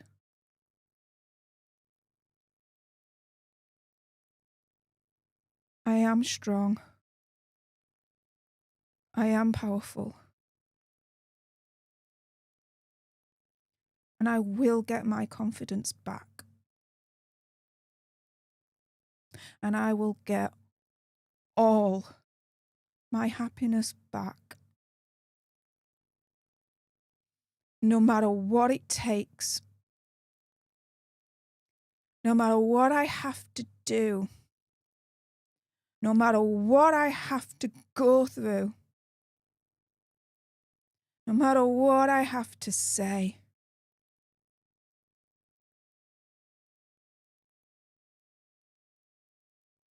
In the face of the truth of the situation, I will beat this. And not only will I survive, but I will thrive again. No matter what.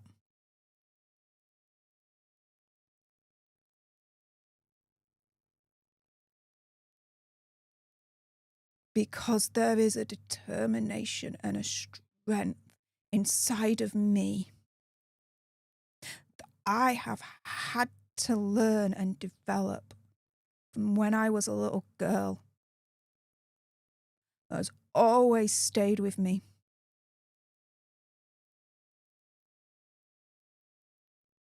A lot of people underestimate me.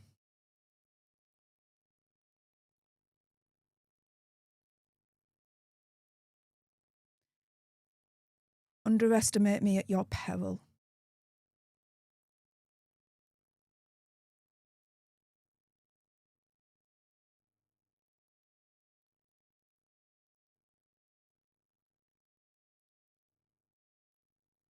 I can and I will win.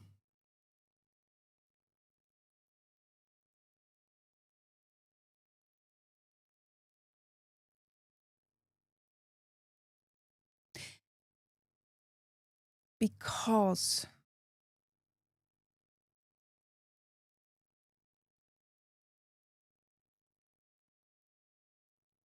there's no other option.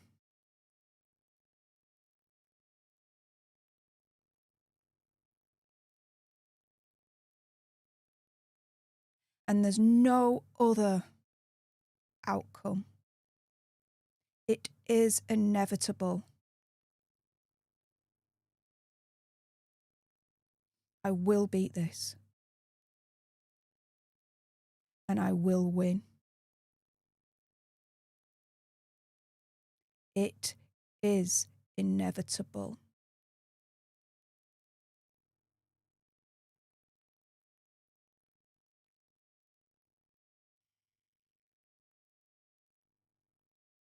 I just have to go through the process.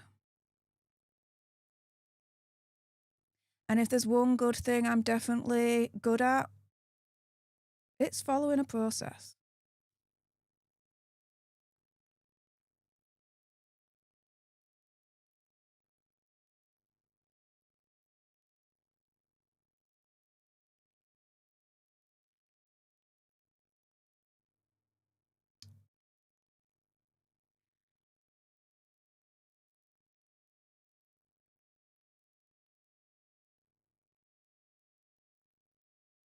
As I've mentioned, a lot's happened over the last couple of weeks since I first told you guys about what's going on in my head.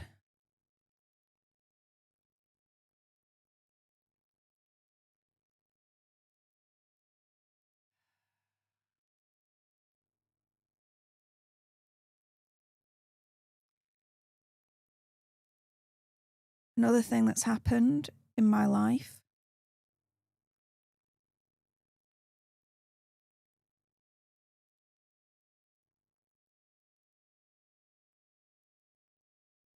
and this is it.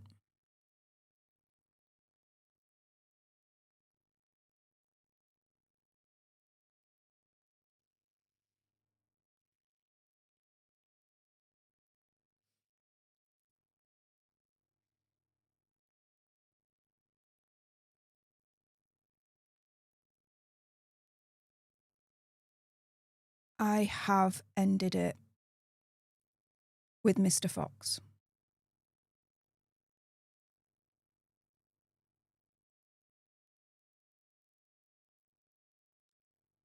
It's been nearly 2 weeks now since I made that decision.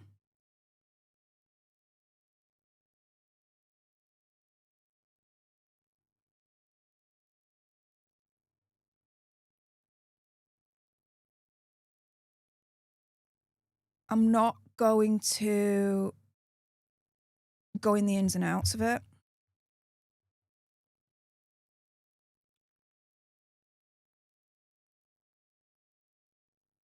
All I will say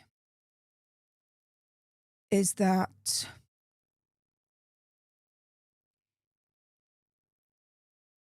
it is for the best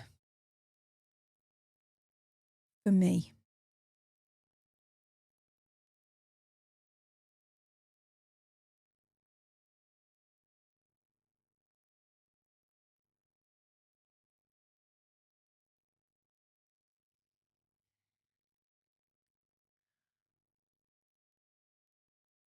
Just to kind of explain something,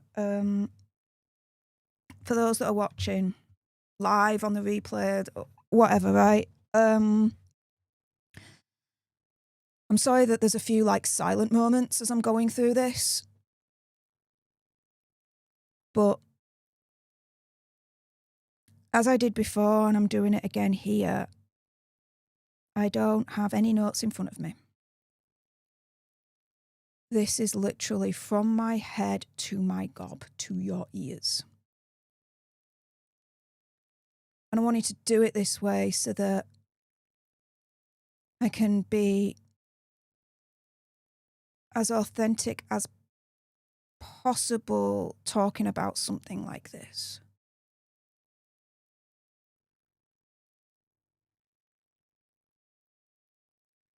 And sometimes with my autism, it's difficult to sometimes express out loud what's in my head. In other words, there'll be something in my head and I'll try and explain it verbally, but I just can't find the words. And I get really frustrated at that. Like, you've no idea. I get really, really frustrated at that. And so there is an element of that as well. So whilst you're watching this, if you're like, she's the bed, she's being a little bit silent a lot. Yeah, that's pretty much why. Bear with me on that.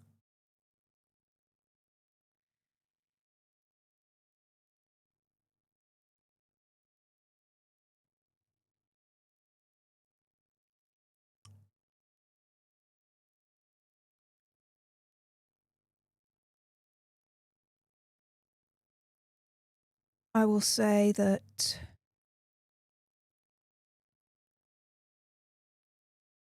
ending my relationship with Mr. Fox was best for both of us.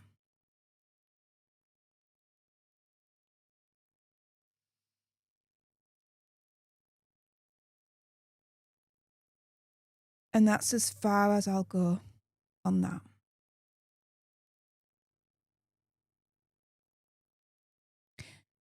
I know I said last year that we'd split up, but then we got back together. So for those that are thinking, oh, she'll just get back together with him eventually again, I understand why you might think that. I really, really do, and I don't blame you. In all honesty, I really, really don't. But it's different this time.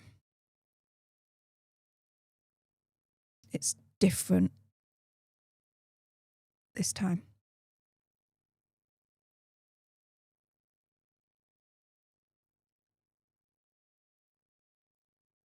And so, yeah, since I first came out and told you guys about my depression coming back, yeah, a lot's happened in the last couple of weeks, right?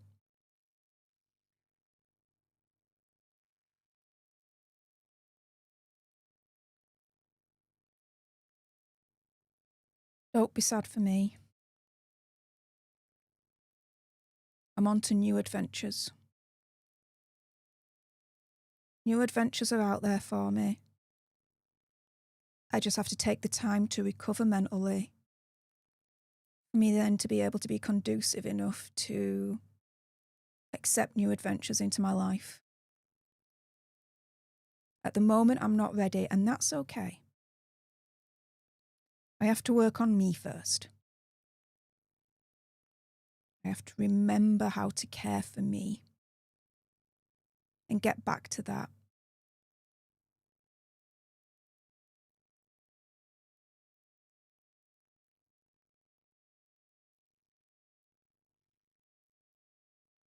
Met up with one of my oldest best friends on Friday. We went for a Starbucks. At the moment, I'm really like hot chocolating.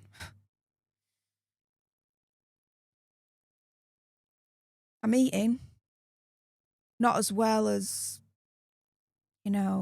should, but I am eating.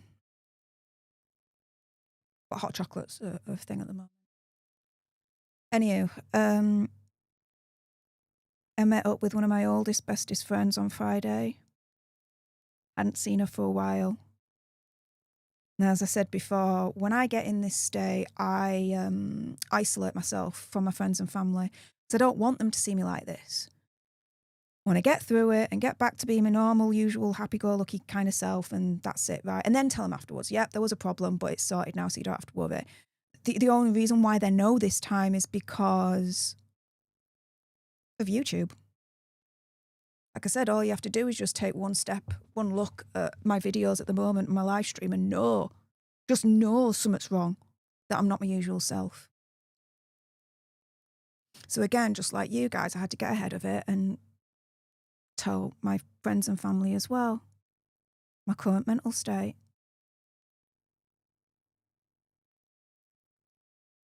And it was a relief to be able to tell one of my best mates what's been going on. An absolute relief. And I needed those hugs. I needed those hugs. I'm meeting up with my other oldest best friend next week. So I can tell her face to face what's been going on.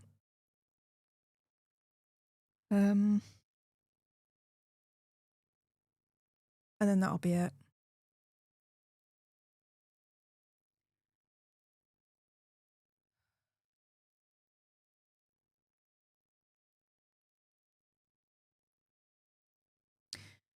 I'm in uncharted territory. For me. Because, like I said before, when I've been in this state, I've just isolated myself, dealt with it on my own, and then come back. Because that's what I'm used to. Ever since I was a little girl, that's what I've been used to doing. This is the first time, apart from my doctors, people in my life know what's going on in real time.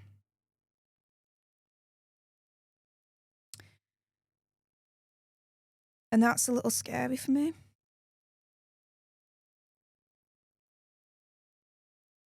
But what's more scary for me is them not knowing, them seeing my videos and my streams and then them asking me questions. Just can't be bothered with that. So again, get out ahead of it and tell my friends and family. Done. Now, I was even speaking to my grandma the other night. She lives in Italy with the rest of my family, and we, for want of a better phrase, FaceTimed when my mum and my stepdad were here as well. And as my mum was speaking to my grandma, her mum, I was speaking to my stepdad, and I was overhearing my mum and my grandma, and they were talking in Italian, but I knew exactly what they were saying. Paraphrasing here, but my grandma was like, that's not normal Stef there. You can tell something's wrong. This is why I say I'm not a good liar. I'm really not. I can't hide shiz. It is what it is. If I feel shiz, you're going to know about it. Or not know about it, generally speaking, because I'll hide away and isolate myself and make sure I'm better, then come out and tell everyone after the fact what's been going on. And I've always said I have no filter. Like, between my brain and my gob, quality control upped and left years ago, right?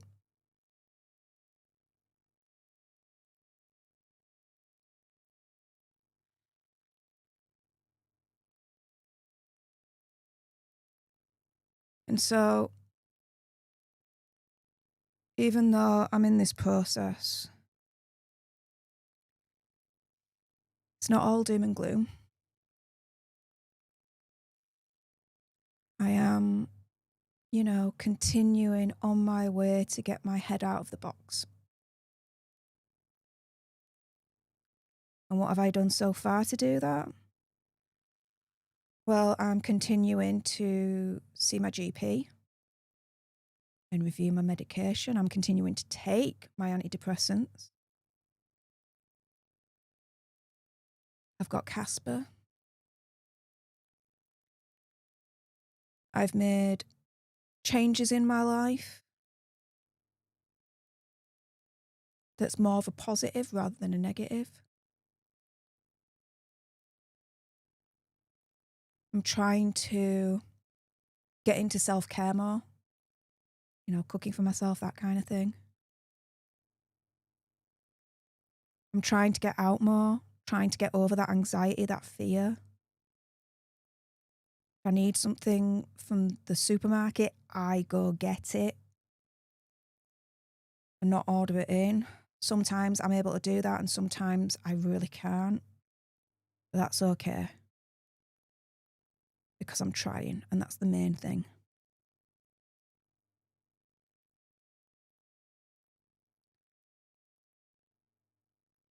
I'm trying to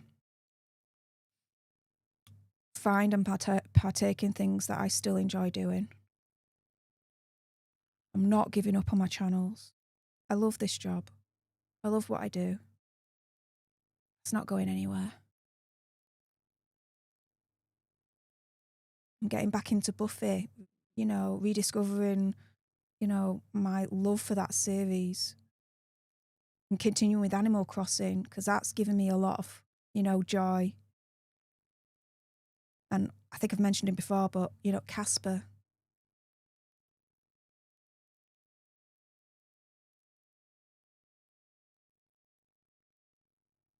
And so it's all good and well, admitting that you feel like shit, that you're depressed, that you're low, that your head is in a box, so dark you can't see any light. However, me being pragmatic and logical about it all, okay, well, I don't want to be in that box forever, so what am I going to do to get my head out of it? And so I am actively taking steps to do that,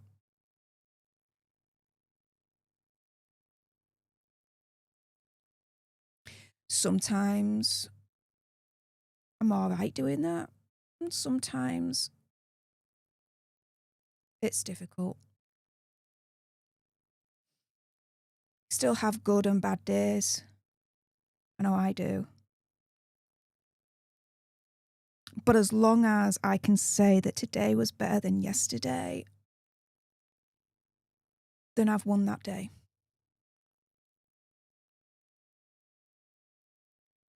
As long as I can say that I have done one thing that contributes to getting my head out of that box, then I've achieved for that day.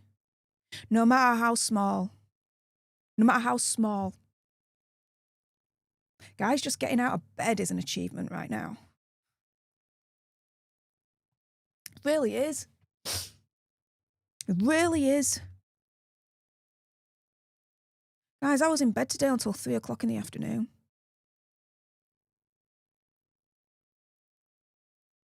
I had my laptop with me. I was doing work behind the scenes for channels. Buffy was on in the background.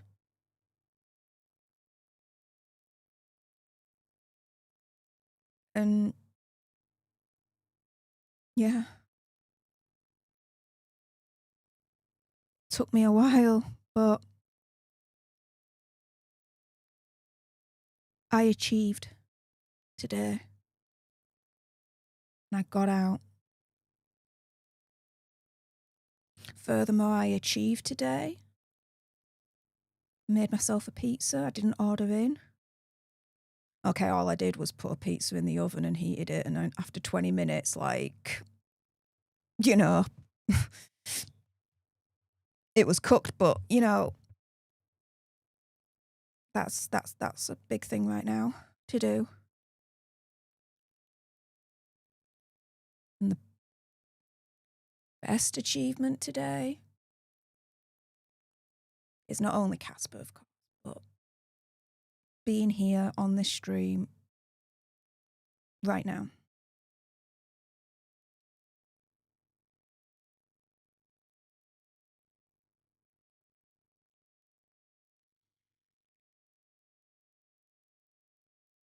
And so, even though I'm feeling like this, even though I'm going through all of this right now, I also want to emphasize and let you guys know that I'm getting the support that I need, not only from the medical professionals, but from my friends and family as well.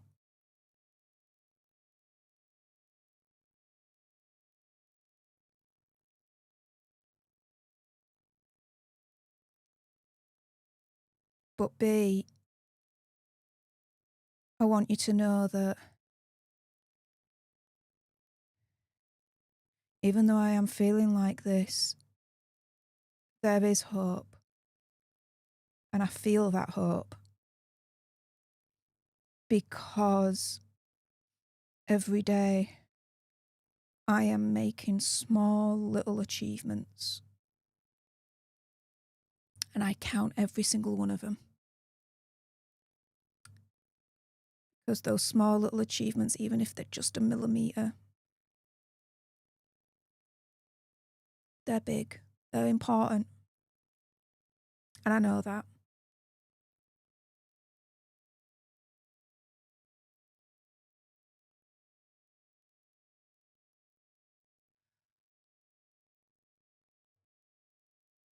So, yeah.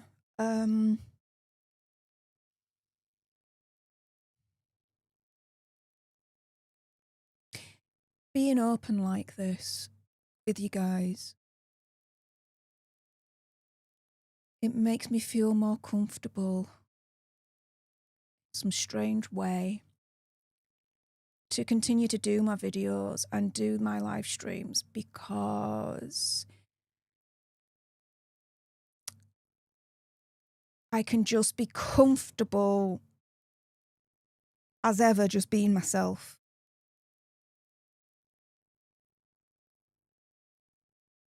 And what I'm trying to say there is, I don't have to be scared when I'm doing a video or a live stream that I'm feeling like this and I'm looking like this and I'm sounding like this and this is what you're getting. Does that make sense? Because I'm being open and transparent with you guys as to why this is the case in the first place. And so I'm removing that obstacle, I'm removing that fear, and it's making me feel more comfortable going on camera. Because I don't have to be scared of people noticing there's something wrong with me and speculating or wondering or anything like that. You don't have to wonder, you don't have to speculate, you don't have to worry. Because I'm telling you guys what's going on.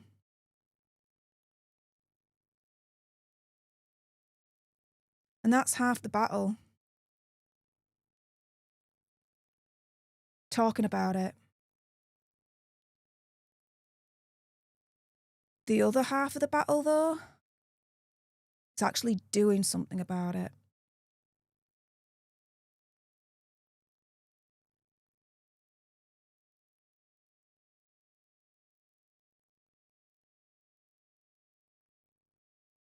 And I want you to know that I am battling on all fronts.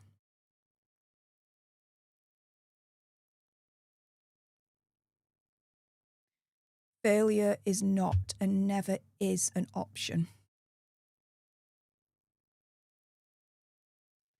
I will beat this. And I will win.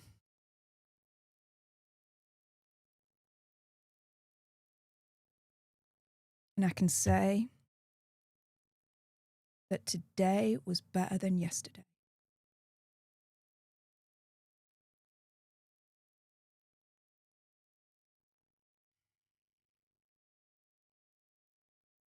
And I'll leave it at that.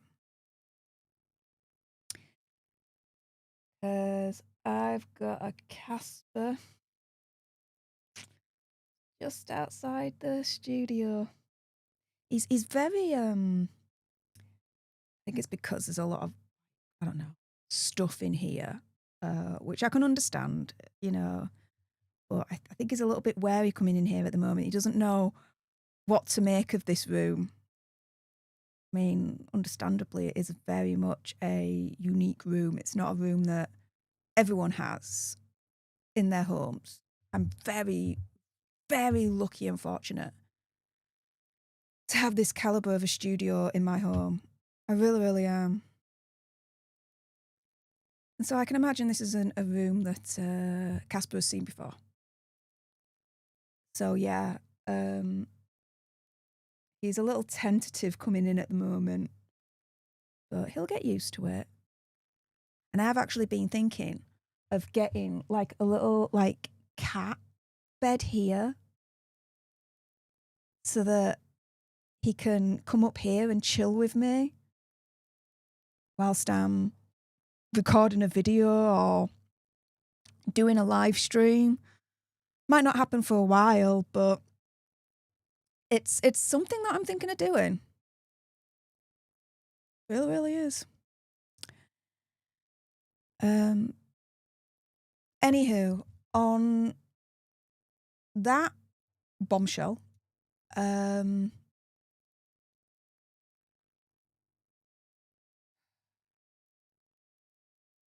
got a few thank yous to get through before we end this weekly Daily Nerd live stream. MLS, thank you so much for your kind sugar bucks. You didn't have to, mate, but thank you all the same.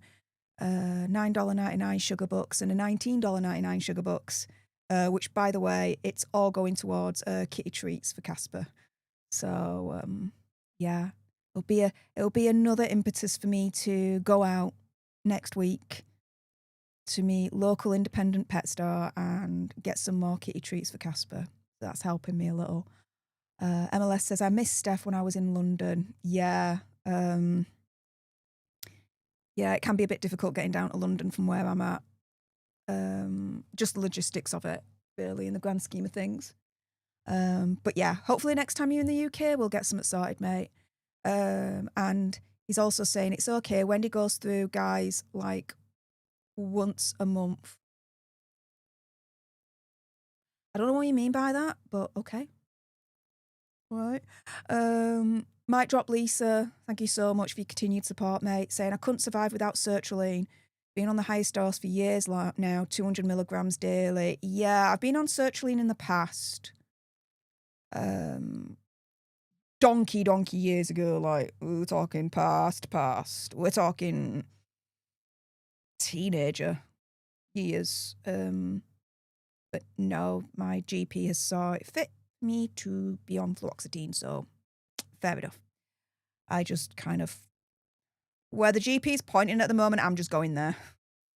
I'm kind of like being directed, and I'm okay with that at the moment. Aussie Queen of the Roost, thank you so much for your sugar book, saying we're all here for you. Thank you. Jeffrey Crownwell, thank you so much for your sugar book, saying my hero with the ginger doggy sticker. Thank you.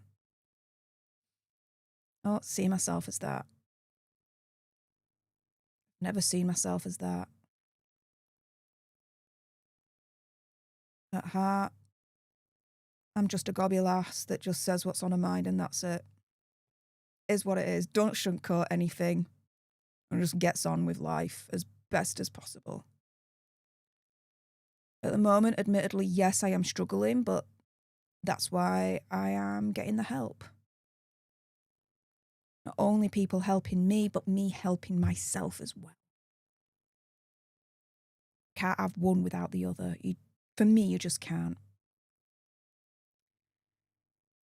MLS again.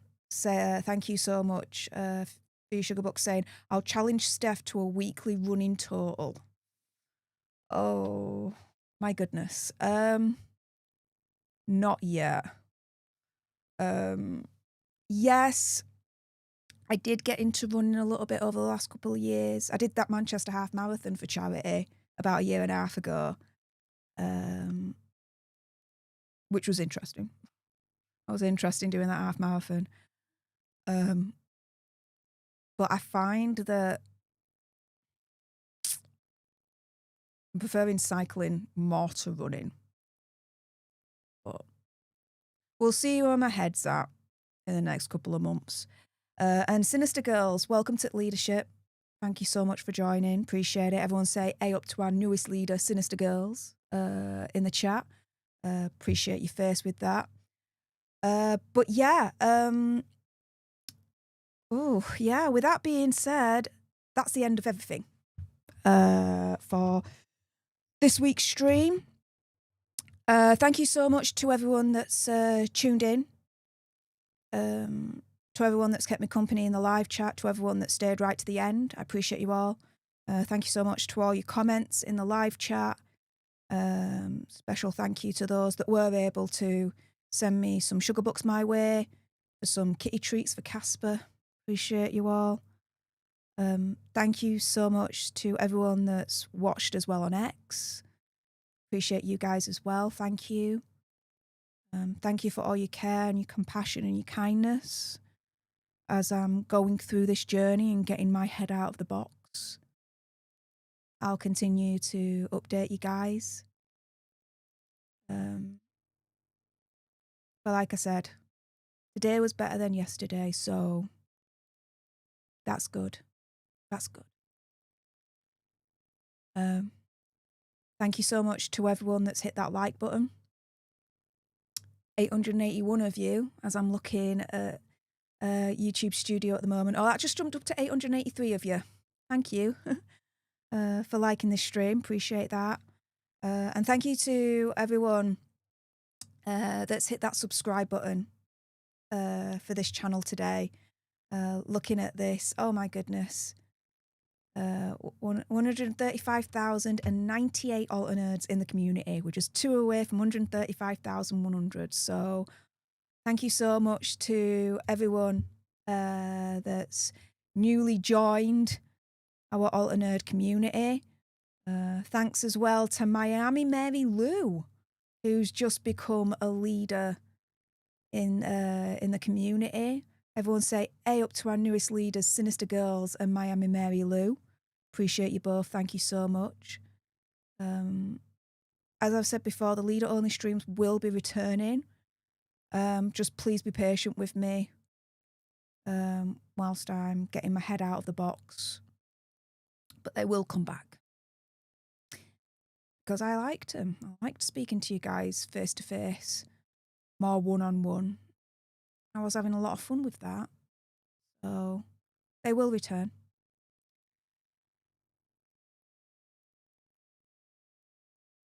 But yeah, guys, with that being said, I hope today was better than yesterday for you guys as well. I appreciate all your faces. Enjoy the rest of your day and enjoy the rest of next week, wherever you are in the world. And until the next time, you guys. Laters.